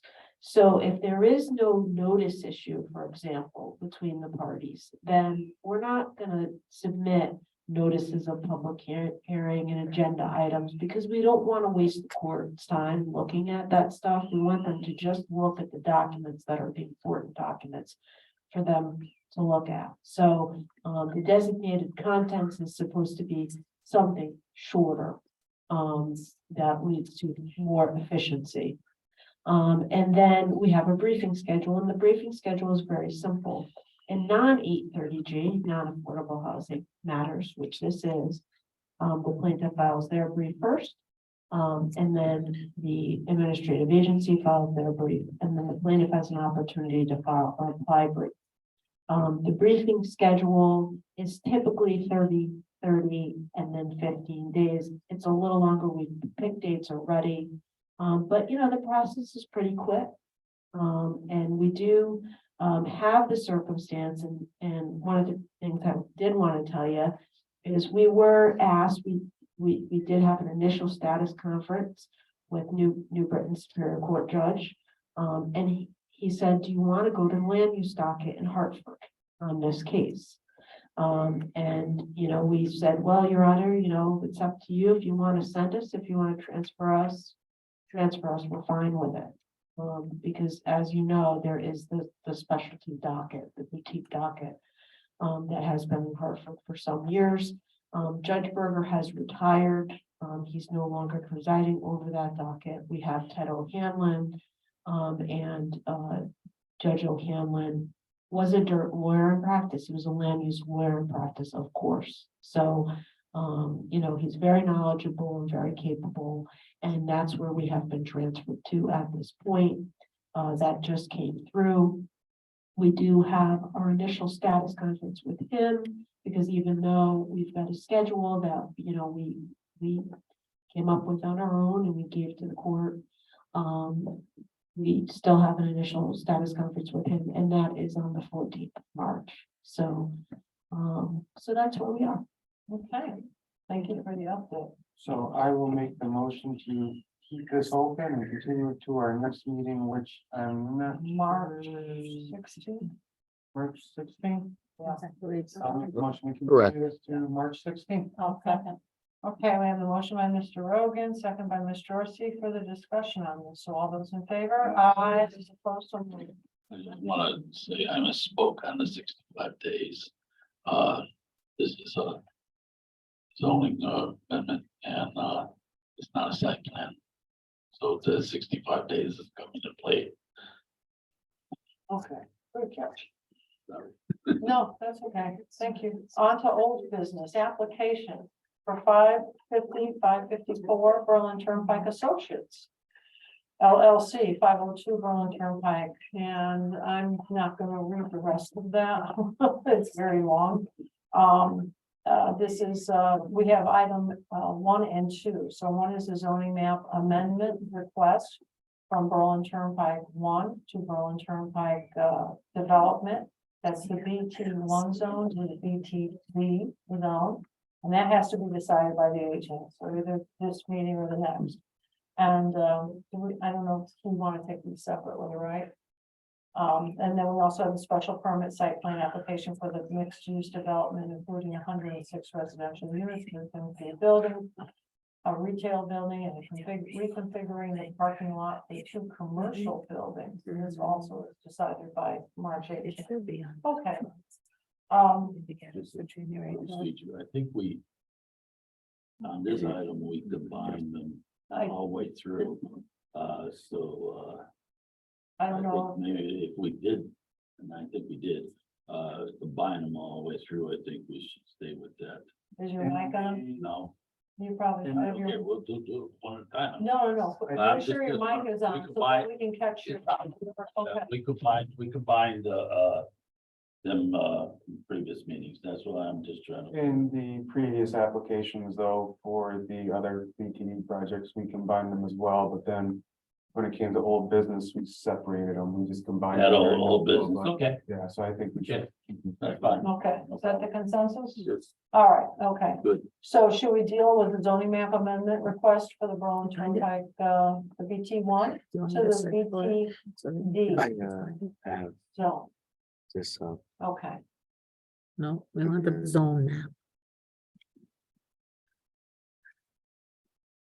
So that it should be I'm in just the waiting for- map section. well, That's all right. We're just trying to bring up the map for the zone change so that we can, to remind everyone of that, of the map itself.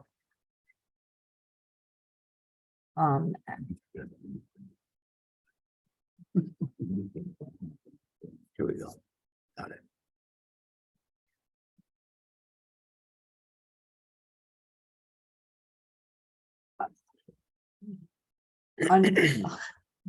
I've been doing more of the preparation of the, with the motion with regards to the site plan. I think you guys can go ahead. We'll just bring it up as far as what the property is in getting rezoning and what's subject to the rezoning.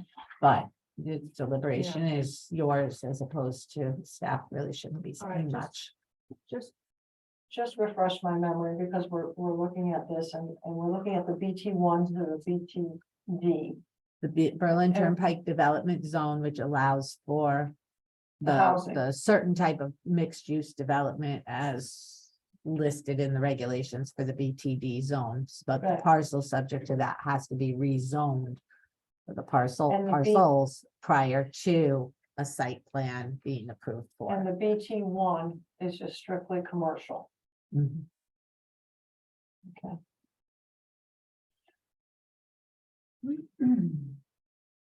I guess I'll start. Because I don't hear anyone jump into the mic here. So, and this is, I mean, there's a tremendous amount of work that went into this. And there's a tremendous amount of thought, and there's been trying, and there's been just.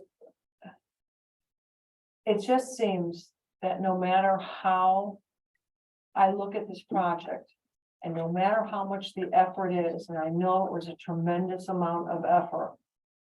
Somehow I just can't wrap my head around this housing building that's way in the back. That to me appears, and this is no slight against the developer, I think that they're trying to work with what they have. But it almost, it has an appearance of sort of institutionalized. And I have a hard time with there only being that one access out of the property. We have these electrical towers, I guess that's what they call them, electrical towers, transfer towers there. We have an industrial building in front of us. And so no matter how they try to arrange the buildings, move the buildings, or landscape the buildings, we still have, you know, trucks that come in and out and do business there at ABC Industries. And somehow, I mean, of all the developments we looked at, and I know that the people involved in this development are people that are known to the town, have worked on different projects for the town and bring a high level of professionalism to the town. But somehow, I'm just not feeling it with this. And it's just, and I've thought about it, I've pondered on it, and I've tried to make sense of the way I'm feeling, and I'm thinking to myself, and it's just that inner voice is telling me this is not working. And I know that we had, the proposal brings a commercial property up to the front, which is on the Berlin Turnpike. And I even thought to myself, well, why don't we put the commercial property in the back and move the housing up onto the Berlin Turnpike? And I understand that perhaps the parcel of property is not there for the amount of housing that they're seeking. But I don't know. I'm gonna kick it out there because it's just my reaction to this development. And I just can't get my yin and my yang going with it. And it's just, I don't know, it doesn't sound very professional, I know, but I don't know how else to explain it. It just doesn't sit well with me. Not like so many of the other developments that have been brought before us. I don't know, somebody else. So, yeah, I'll kind of piggyback off that thought. Because one of my big hesitations with the zone change is we are currently doing a review of the zone right now in our POCD. And we haven't really gotten an answer as to whether this is a good zone for Berlin. So I think it's unfortunate. I think this came at an unfortunate time that we haven't had an answer yet. So I have a big hesitation of continuing down this path without actually knowing if this is a good zone or not. Does it work?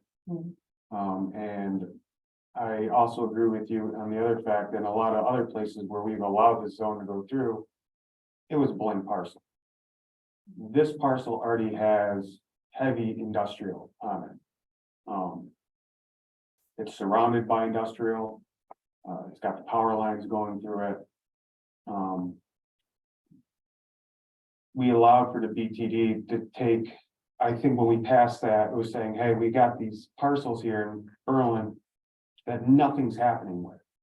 And how do we find out a way to work with developers to get the first 300 feet of it developed, to highlight commercial,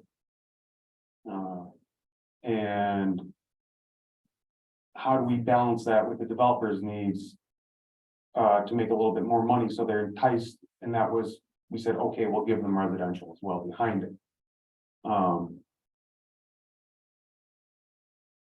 First, on this parcel, you already have industrial. So I think the motive of our original motive or intention of dealing with empty properties is not here. So between the fact that we're still studying this zone and the fact that it's already developed and surrounded to, I guess, the south and the west with industrial, I just don't know if this parcel fits for the BTD overlay. Is there anyone else want to talk about the zone change? Yes. I'm gonna be the bad guy, I guess, again. No, I know. there's no good people, there's No, no bad no, people here, you're entitled to your opinion. I'm looking at the development that's happening on the Berlin Turnpike. We start north. We got the big car dealership, and then we put the retail in the front, which filled up pretty quick. This is a mixed use development. The same as that one there. The next one down, is a mixed use development with, large gas station, 100-unit motel possibly, a restaurant. Those mixed uses, along with the condos in the back. And this zone with the mixed use is something that how we get our property developed. I don't see that many more parcels. There's a couple more that this can be happening on. The rest of the parcels down the turnpike are pretty short in depth. So they're a little harder to develop. This one did go back pretty deep, farther than I had expected. I do not like where it is with the electrical towers. But that has been addressed. And I know what the studies say. I don't have to believe what the studies say, but I know what the studies say. With that and with how we have developed already. And another potential one opposite side of the street. Okay. We are developing the larger piece of properties. And this is the way we initiated it. And it's doing nothing different. Except there was existing building on the property. The concept is still the same. So I just, I think it is developing it. It's a mixed use development. Basically, you're building clientele for the mixed use in the front.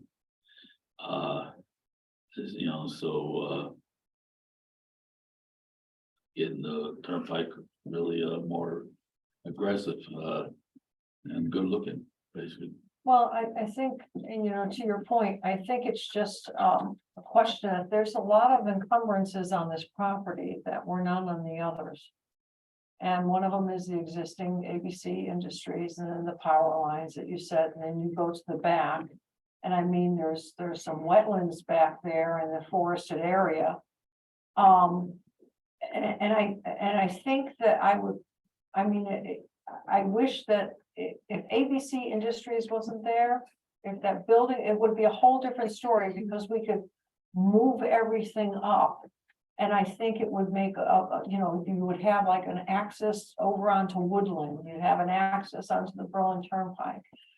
But that's not gonna happen. So, but just looking at this, I almost feel like we're shoving, 5 pounds into 10 pounds or, I mean, the 10 pound into the 5 pound bag. It doesn't flow with me. There's just so many things we're working against on this project. And I can't see my way clear to it. All right, anyone else? Andre Miller? Oh, June. Well, I'm just trying to think back to my exposure growing up and moving different locations. I think if you have apartment dwelling or for Berlin Turnpike, it's gonna be a lot noisier for the people that are living there. They have a nice view from the back, the wetlands and the woodlands, so it's kind of quiet back there, but it does give them easy access to a major thoroughfare, which is Berlin Turnpike, and then get you off to the other highways. So apartment dwelling isn't necessarily long-term.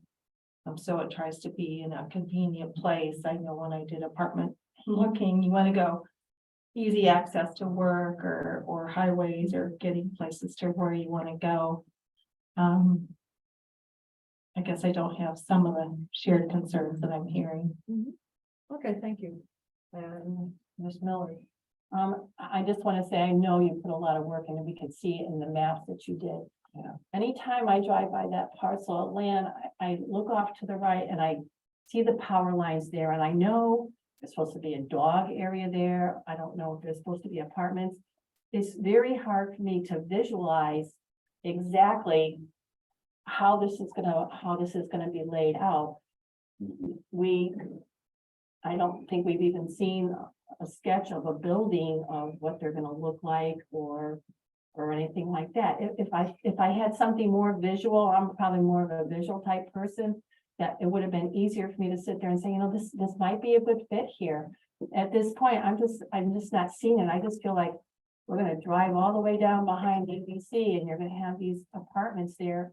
You can't even see them from the highway. Can't even see them, and they're gonna have trucks going into the main building plus the second building. And then you have cars coming up from the apartment area, kids maybe walking, riding their bikes, I don't know. I just wish I had a better visual of how this was gonna be laid out, played out, and what it looked like. Right now, I just feel like it's just a road going to nowhere where there's gonna be apartments sitting in the back by a swamp and a water tower and a power line. At the water towers. But and I know there's a lot of work put to it. I Yeah. just wish I had a better visual on how it was gonna look. That's all. Anyone else? Excuse me, you didn't see all the architecturals that we reviewed of the building? Well, yeah, but we're talking about. No, I'm we're just talking just about saying that you, results. I'm just asking. Fine, I'm just saying, you know, I don't recall. Maybe it was when I wasn't even on the commission. I'm just asking, that's why, you know, the architecturals were No, I think presented, it and was I'm just time. trying to figure out how. I think she was on vacation. Okay, well, that's fine, if she doesn't, Back to the minutes and check. okay, well, it doesn't matter, it's, I'm just, we had the architectural sent us, Well, remember, this is about the zone change. This is, are we moving it from a BT1 to a BTD? That's the question. Because we can't go forward with architecturals and all the other fancy stuff until this gets resolved. So it's anyone else? I mean, I don't. Yeah, I'm inclined to agree with the chairman and Commissioner Rogan with the points that they're making. This particular parcel seems to be a better fit for other industrial uses to the back. I think for me, what really is sort of the deciding factor on this, other than the industrial uses surrounding this already on two sides, is the fact that the river dividing this from the other areas of mixed use. There's not really a way to blend everything.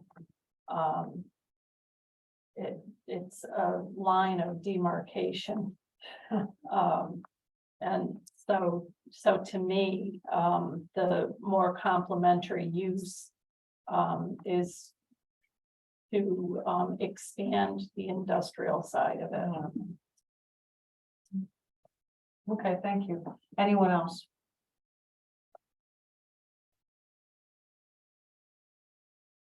Other discussion? All right, so I guess we need a motion. I will go ahead then and make the motion to deny the zone change. Right. For some of the reasons stated from another commissioner that they'd like to add, but my reasoning would be the fact that we are still studying the zone. And one of my other reasons would be that it's an already industrial developed property, whereas the other BTDs were pulling parcels. Okay.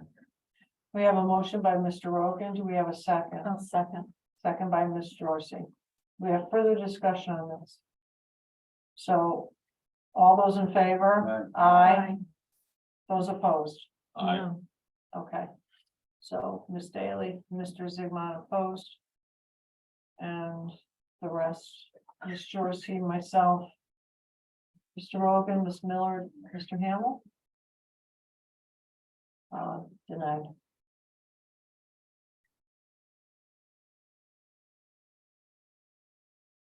Okay. All right, so that will automatically. So the special permit site plan application for mixed use. That just goes away. No, you'll have to make, We have to. you would have to vote on that as well. Okay, all right. So special permit site plan application for the mixed use development. Okay, I'm sorry. yeah, right. I didn't think so. We've always done a separate vote. It is a separate application, and regardless of whether or not, I'm sorry, I should really turn my. We've had this circumstance before. It is a separate application. It does need to be acted upon. And you know, you can restate the bases. There may be additional, bases why you find, the special exception in the site plan unacceptable. But it is treated as a separate application, regardless of the fact that you have denied the zone change and it assumes the zone change. We've always done it that way. In my experience and what I've done in other towns as well. Okay, so the special permit, All right, so the special permit site plan application for the mixed use development, including the 106 residential units within 3 buildings, retail building, and reconfiguring parking lot for 2 commercial buildings. Okay, Procedure a little bit, can what? I, can I ask procedure a little bit? Oh, sure, I'll try to answer it. So, Okay, we have a new commission here, we have a lot of new commissioners, I don't think. This application's been almost a year old. And I don't think the newer commissioners on here have reviewed the items. And I question, without reviewing the items and going through all the maps and all the stuff that was presented to us through public hearing. That decisions can be made. I have no problem with people who are sitting on most of the application process. Both, but anyone that hasn't been on the commission during this procedure. It's a question to mind, and that's just procedure. Way, it's not the, because we have in the past that if they didn't want proceeded for the public hearings and everything else, that's we didn't let them. go ahead. So wait, Vote. yeah, let me just before you go on, because I know where you're going. I Yes. don't mean to interrupt you. But regardless of whether or not they're on the commission, the question is whether or not they reviewed all of the record. That's the question. Because you could have a complete turnover of a commission during the pendency of an application. You know, unfortunately, things happen to people. Sometimes people die. You know, right. sometimes other So- things happen, people can't serve. So as long as the So as long as the record does reflect that, the folks that are voting have reviewed the record. And the record of the proceedings, and let's not forget, we're living in your hybrid age, so, you know, we've got audio, we've got video. Yeah. Recording now of everything and the review. It's much easier, I think, than it was previously. So, I am concerned that this is being raised at this point. Yes. Okay, and I think that we do need to reopen the deliberation on the prior application, because you have a commissioner that's now raised this issue. So I am going to, because I see that he did step out of the room. I do want to alert council to what I've just said to you. Okay. So he could step back in. So just give me one moment, please. All right. Do you have a question, Mr. Rogan? Go, Yeah, how do we go back about reopening it? you make a motion. Okay, hold on one second. Okay, because he's on the phone. A motion and a second.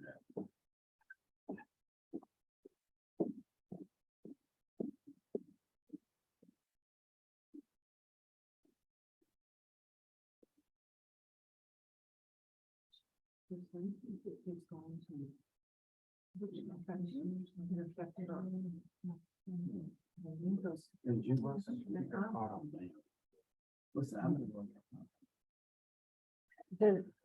I am checking for which meetings you guys are at. What's the next date? I need to do it. Where's the, there. 10, so I did 10. Whoops. 11:03. That question's gonna come to you, so, yeah, it's gonna come to you, it's gonna come to Ira, it's gonna come to next shot, so they're gonna ask you.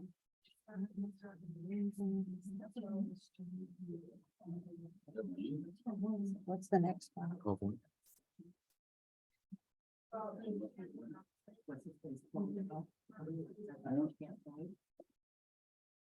Just, I advise, wait for Jennifer's name.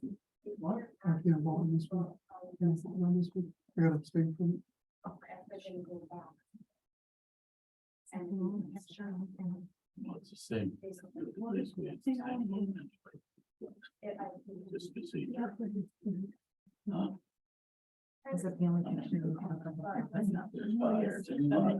There's five members here that were here for most of the meetings. And so the vote's gonna be the same anyway.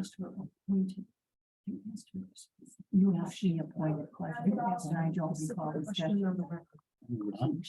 You asked her. Yeah.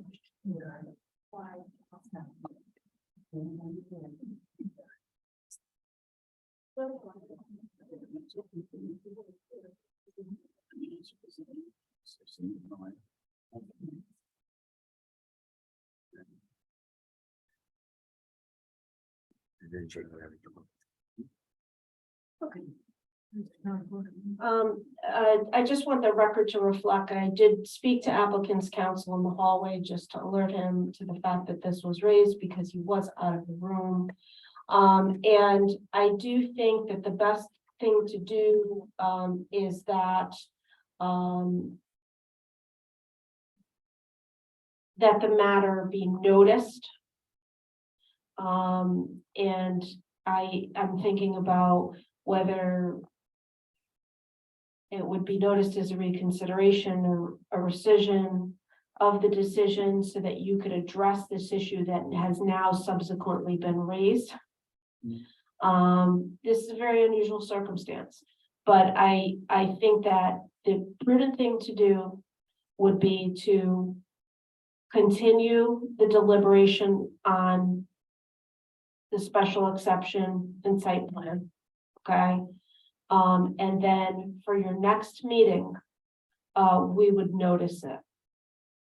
So, with regard to the decision that was entered, because I do think it's problematic that Mr. Zigma has raised this after the vote.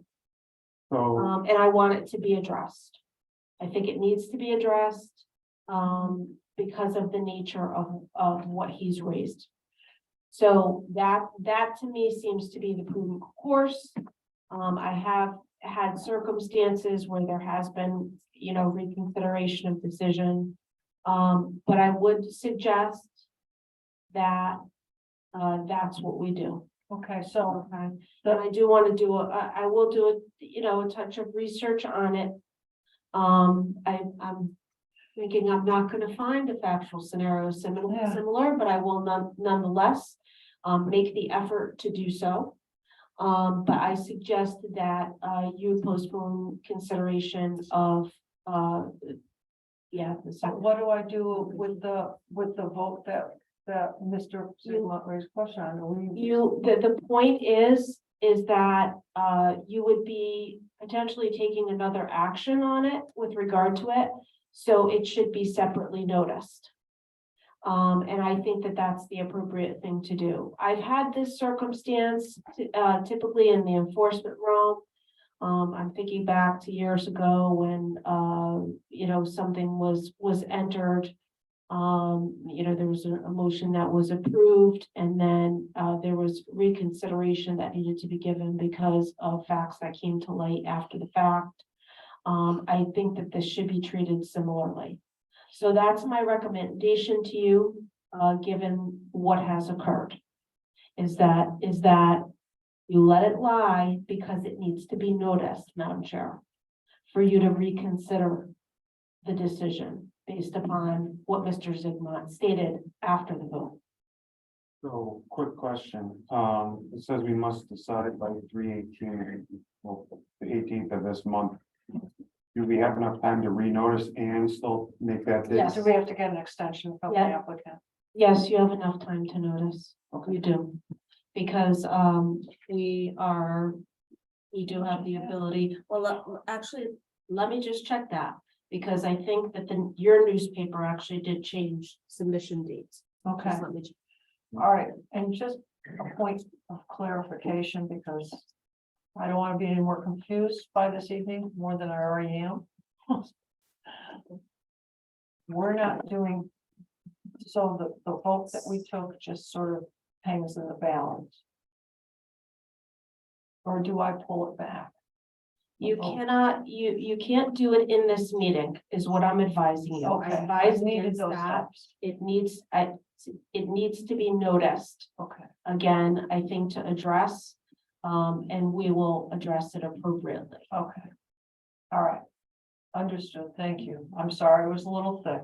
No, that's okay. coffee It's- ran it's- off. It's very obvious, and I understand All right, the confusion. all right, and more. Can I confer with council for a minute on Yes, dates? go right ahead. Thank you. Okay.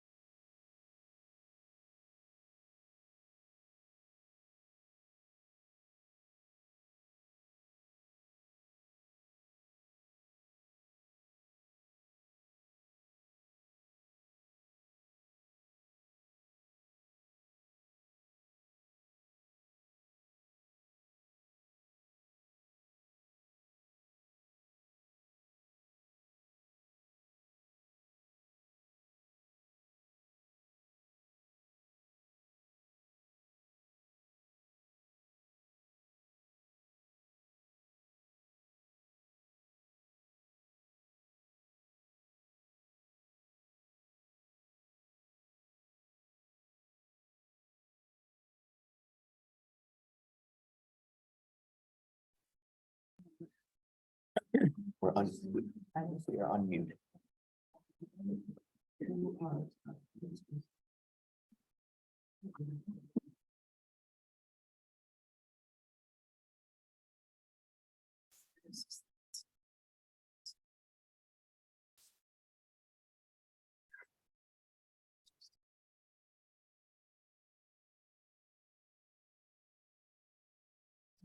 Jennifer, can I ask one question on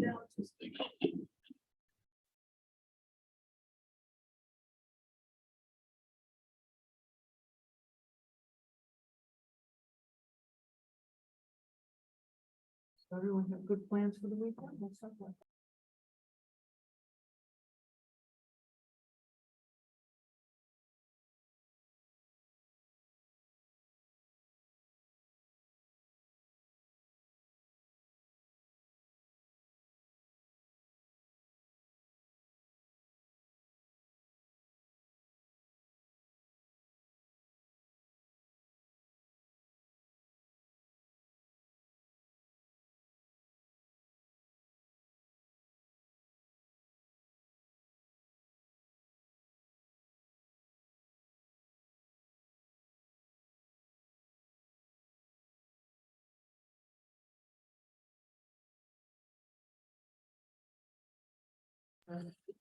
Okay, I'm unmuted.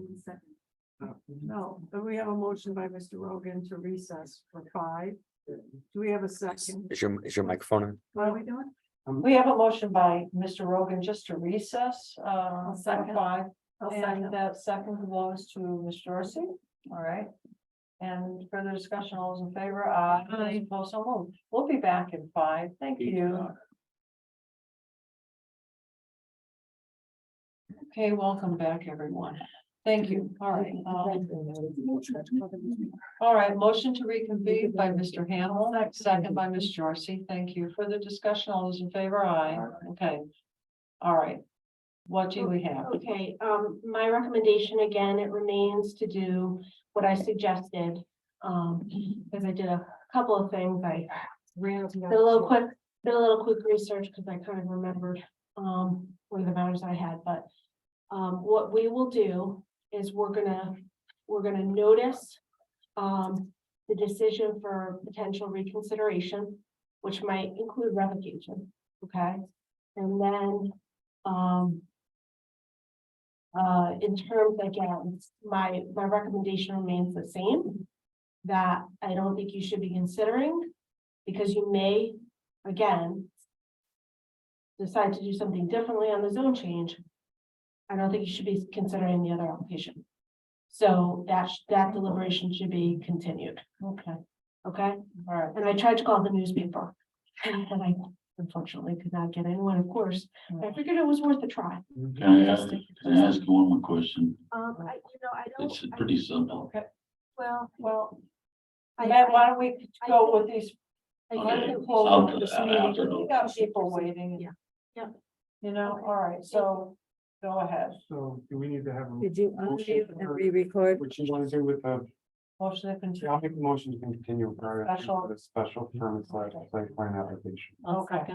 All right, the motion by Mr. Rogan, second by Ms. Dorsey. Further discussion, all those in favor? Aye. Those opposed, so moved. Okay, And that is gonna be to a special meeting date. We just need to talk about what that date is going to be at this point. So I think that we need to So identify that. do a special meeting date as cited by staff. no, decided by us now. Okay. We also have to look at our calendars. Okay, I'm gonna look at the whole month, month of March, which is Just what I wanted was another piece. yeah, I know. Okay. All right. Yeah, Are we still stuck at the 18th though? So we have to do it before the 18th? I don't know. Won't be. Let's do this one. Jennifer, does that date have to be a special meeting before the 18th? yes, we should do it before then. I do have,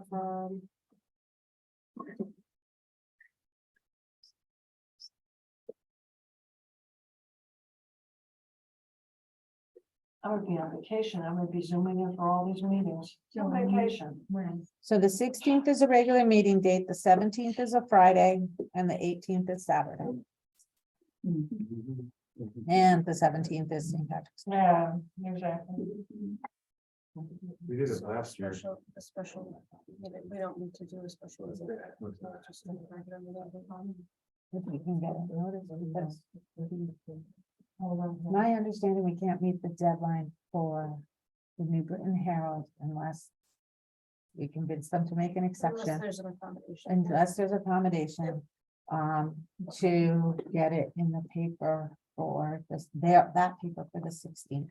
It appears from their website that we can meet the Hartford current deadline Okay. for the meeting on the 16th, because it has to appear, and I'm gonna count it one more time, by the 6th, which is Monday, and we should be able to meet the Monday deadline.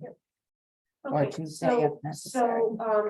I think we should just plan to have it take place on the 16th. All right, So so on on, regular meeting, so we won't need to do a special meeting. okay, so we can add it to the agenda. I'll make the motion, I'll amend my motion to continue to the 16th in a special meeting. And that's the amendment. Yeah, amended, everyone in favor? Aye. Those opposed, so moved, okay. Special permit use application for Linda Supervin for the page for, I don't know why I can't say that name, for an accessory dwelling unit at 5 Huckleberry Lane in the R15 zone. Okay, what do we have on this? Something that's easier. I'll make Yeah. the motion to approve of staff comment. Okay, thank you, Mr. Rogan. We have the motion to approve. Do we have a second? I'll second. Thank you, Ms. Jorsy. Further discussion on that? All those in favor? Aye. Opposed, so moved.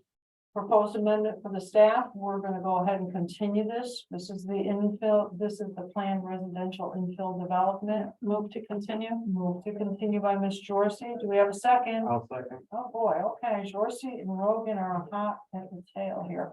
Further discussion, all those in favor? Aye. Opposed, so moved. The planner. Okay.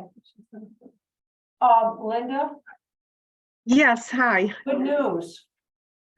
I've been listening. All right, we gave you a thumbs up. Well, I know we blew past you really fast, but. No, I've been here. Thank you very Oh, okay. much. Thank you. I'm problem. very grateful. I appreciate it. All right, good Smile. luck. Thank you so much, everyone. All right, good night. Good night. Thank Okay, plan- you. All right, yeah, take care of your mom. Thank you. Yes, All right. yes, we are. Planner. Thank you. Okay, planner comments, because I know that there's some stuff that you just quickly wanted to talk to the commission about. Okay, so Yeah. Quickly. in my wonderful organization coming up, as you guys mentioned earlier, I don't think I have the sheets that I wanted to show you. However, what I want to have a discussion about is the bonding requirements that we have for applications for site bonds and erosion control bonds. There has been a policy established, what I understand many years ago. I found an updated policy dated 2014 and a further updated the current policy dated 2018 that states we do not accept surety bonds. We have a request to accept a surety bond. In the writing of that policy, it says we don't accept surety bonds. And then it says exceptions will be made for other types of bonds subject to approval by the powers, including corporation counsel, town manager, and finance.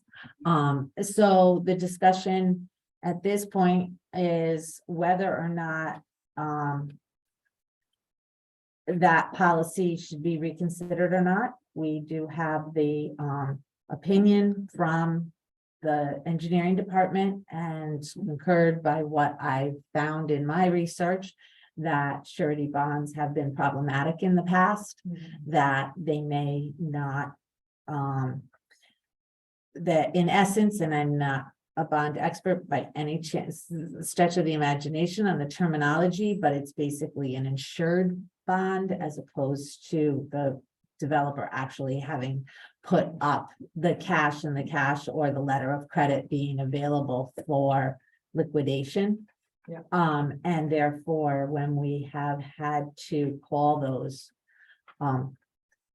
in order to get the reimbursement for the work that the town may have to do to complete the bonding, it takes an extended period of time. Engineering is not in favor of accepting them as the department that puts out the work the majority of the time when unimproved improvements have to be done. So cash and letter of credit continue to be the staff recommendation.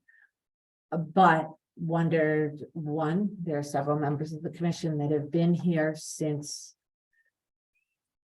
possibly the time the policy was created. We actually think the policy might have been created in the 80s, if not before. However, wondered if anyone remembers conversations and or any decisions on it and giving us direction with regard to this request that we've received. Well, I mean, basically, correct me if I'm wrong, but the surety bond is basically like an insurance policy. In other words, the developer buys this bond and then gives it to and they pay a percentage for it. Then you give it to the town or whatever, and for some reason, if the developer fails to complete his task, it's up to the town to go to the insurance company to get the money. Now, I don't know about anyone else, if you've ever had a claim from an insurance company, whether it revolves around your car or your home or your business, but it takes forever to get the money out of them. Whereas the real bread and butter of the town was that if a developer comes in, they have a cash bond or they have a letter of credit from the bank. So that if anything happens and they fail to meet their obligation, you have access to that money right away. So, I mean, just because of convenience sake and not tying up the town and having the town put out money while it waits for an insurance company to figure out why it shouldn't pay you. I'm a firm believer in the cash or the letter of credit. So that's my We had both, input. over the years, we had both problems, surety bond with the insurance company type thing. And we also had a line of credit problem. When the developer went bankrupt, Yeah. the bank don't want to hand out any more money. So that line of credit's gone too. You know, so that both of them are a dangerous situation. And we had both of them in the years. So I gather that you're not for it. No, Okay, anyone else have no, some input? because we got nailed twice. Yeah, just so I'm just trying to, go ahead, Jennifer, I'm sorry. So I'll just say this about the surety and I, you know, I have been reviewing bonds for municipalities for a lot of years. Something that folks don't realize, and typically it's Attorney Genofrio who reviews the surety bonds because he has a process that he goes through. But there's a list that he looks to with regard to the surety. So if the proposed surety is not on that list, he typically will not approve it. And I'm condensing a lot, what I'm saying. Yeah, so I It's not a think good choice. it's knowing the right review to do of it.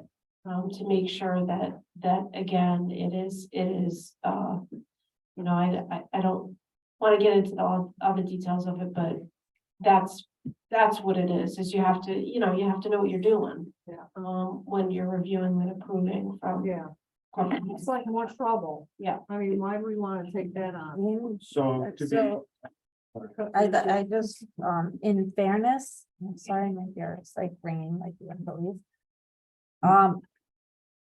In fairness, the specific surety we're being requested to review is in the vetting process by Corporation Counsel.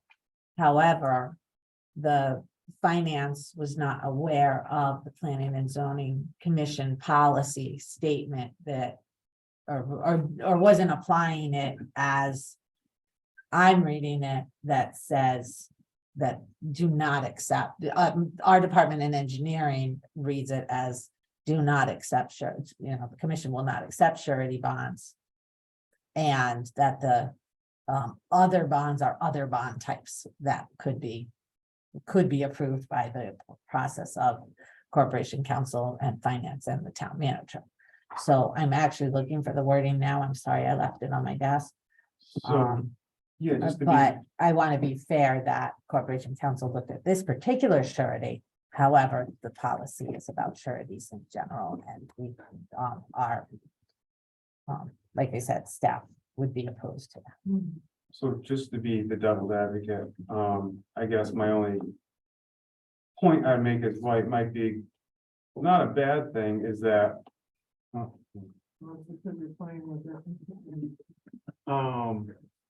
you might have a smaller builder or smaller developer who really wants to do a really nice project and they just might not have the capital in the bank to afford a bond on top of a building project as it is. So if you do have a bond from a reputable company, insurance company that you know pays in a timely manner, you might be disqualifying some really good builders or developers who are just smaller in scale that want to do something really nice and they can't do it because of limited capital. Would be the case by case. Yeah, well, if you opening up a surety bond, but you have to be working with. Would it be bad if we just don't even, would it be bad if we just don't mention the surety bonds and when people come say, oh, we do a letter of credit or this? Or, or cash? I mean, let them bring us the option.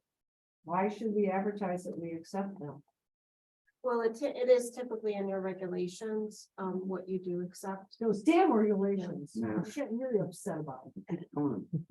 Bite me in the butt.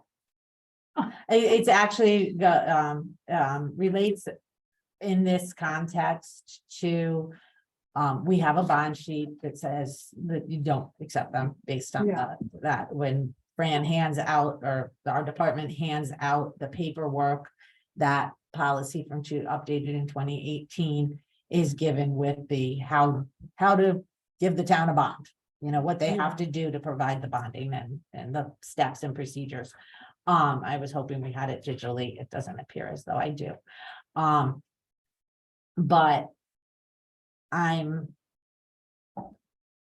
despite having the request, if there is concern about accepting them. And determining whether or not they should be an option and reconsidering that. Or interpreting the policy that was established. I'm wondering if maybe just holding the discussion and seeing if Corporation Counsel D'Onofrio would come to speak to the actual mechanism of the bonding and I'm thinking not certainly, but possibly conditions of banking are not similar over a 40-year period. And while everything we know has the red flags from the feet on the ground department standpoint from past projects, that something may have changed about law and way they're handled from the banking industry at this point. And I am not a finance person and I don't want to speak to it or influence your decision one way or another based on a topic that's not in my wheel. Yeah, and I'll be honest with you, and to Brian's point, I mean, he's talking about a reputable developer that just may need a little bit of help, but I'll be honest, those reputable developers, they have access to the cash. They're not gonna come and start a project without knowing that they can finish the project. And usually if they're that reputable, the banks already are aware. They know that this is a good client who comes in, borrows and pays the debt back on time. So, I mean, I don't know. I mean, I have faith in that system. I mean, if you're a great builder and you come over and say, geez, you have, maybe want to buy into this project and I know your level of work or something. Yeah, probably, you're a good bet. You're a good deal. You got your stuff together. Now, there's some developers that if they came and asked me, I'd say. But so I don't think we really need to go down that path. I think we've been fine with the cash balances, letter of credit. That's my feeling. Anyway, anyone else? There's Before you all just, fall asleep. yeah, I would just, Yeah. another thought too is, maybe a limit on surety bond options. Have a cap that we could possibly consider. I don't have the history here with surety and risks, but it was just Yeah. an added thought. Well, it's almost like the engineer usually sets the bond, the engineer for the town. And it's based on the infrastructure or whatever needed, so that if the developer goes belly up. That there are monies available to finish the project for curbing, for sewer, for sidewalks, tree plantings, anything else like that. So that's why it's in different levels. So I don't know if, you could put a cap on that, because then you'd be putting a cap on. I mean, my thought would be that you're putting a cap on who would be able to apply for that. It's not you're talking about. Is there a procedure that, I don't know, the town attorney, I'm hearing that he's reviewing the surety bond. I am not, I'm No, currently not. would have. I'm sorry, I'm currently not reviewing your land use bonds. Assuming that if they have questions or concerns coming out of the town engineer's office, that they are, that Mr. Hearn is sending them to Attorney D'Onofrio. I know, he's looking for a certain type of surety when he's looking at, who the proposed surety is. Whether they are, on a particular list. So, I know that that's the process that he's following. So if we have assurance from the town attorney, and the money's wise, as far as I'm concerned, is the town council thing. He recommends to the town council saying that, the surety bond is good. It's put on to the town. And not us per se. It is a town bond anyway, So I just question if that vetting procedure would be good enough to insure it, I know there's different surety bonds out there too, different types of surety bonds, and some are very weak and some are very strong. And maybe our town attorney can advise us which ones are strong and which ones are weak, and maybe we can go that way, saying, hey, this So company is insuring this, and they're a very good company, then maybe. you're Yeah. suggesting that we keep it as an option? Yes, I'd like to see well, some- the review can be brought to the town council, recommended to the town council, and town council could recommend to us. Well, the town council will recommend it to the engineer department. Or the engineer department, wherever the process goes. Right, so you're. Okay, Okay. but if it goes through some type of process before it gets to us, then I feel a little bit more comfortable. And I know the last surety bond, they just brought the paperwork up to the town planner and said, here, we've got a bond. And that's when Well, we got yeah, hurt. very, Bob, but then, the problem is chasing down the money. And when they went bankrupt, and then the companies don't want to give them any more money back and all this other Well, stuff. they don't want to give us the money. They didn't want to give us the money back, With it. that's why. Look at Allen Court, remember Allen Court? Oh, I know exactly the one I've been thinking about. Yeah, and that was probably an surety bond because we never got any money on We it. had to do the top load, Anyway, we had to do the top load of the roads and the curbs. Can I read the, yes, excuse me, I'm sorry. Yes. I do have, a list of concerning, applications that the commission has seen in the past. But the bonding for the commission is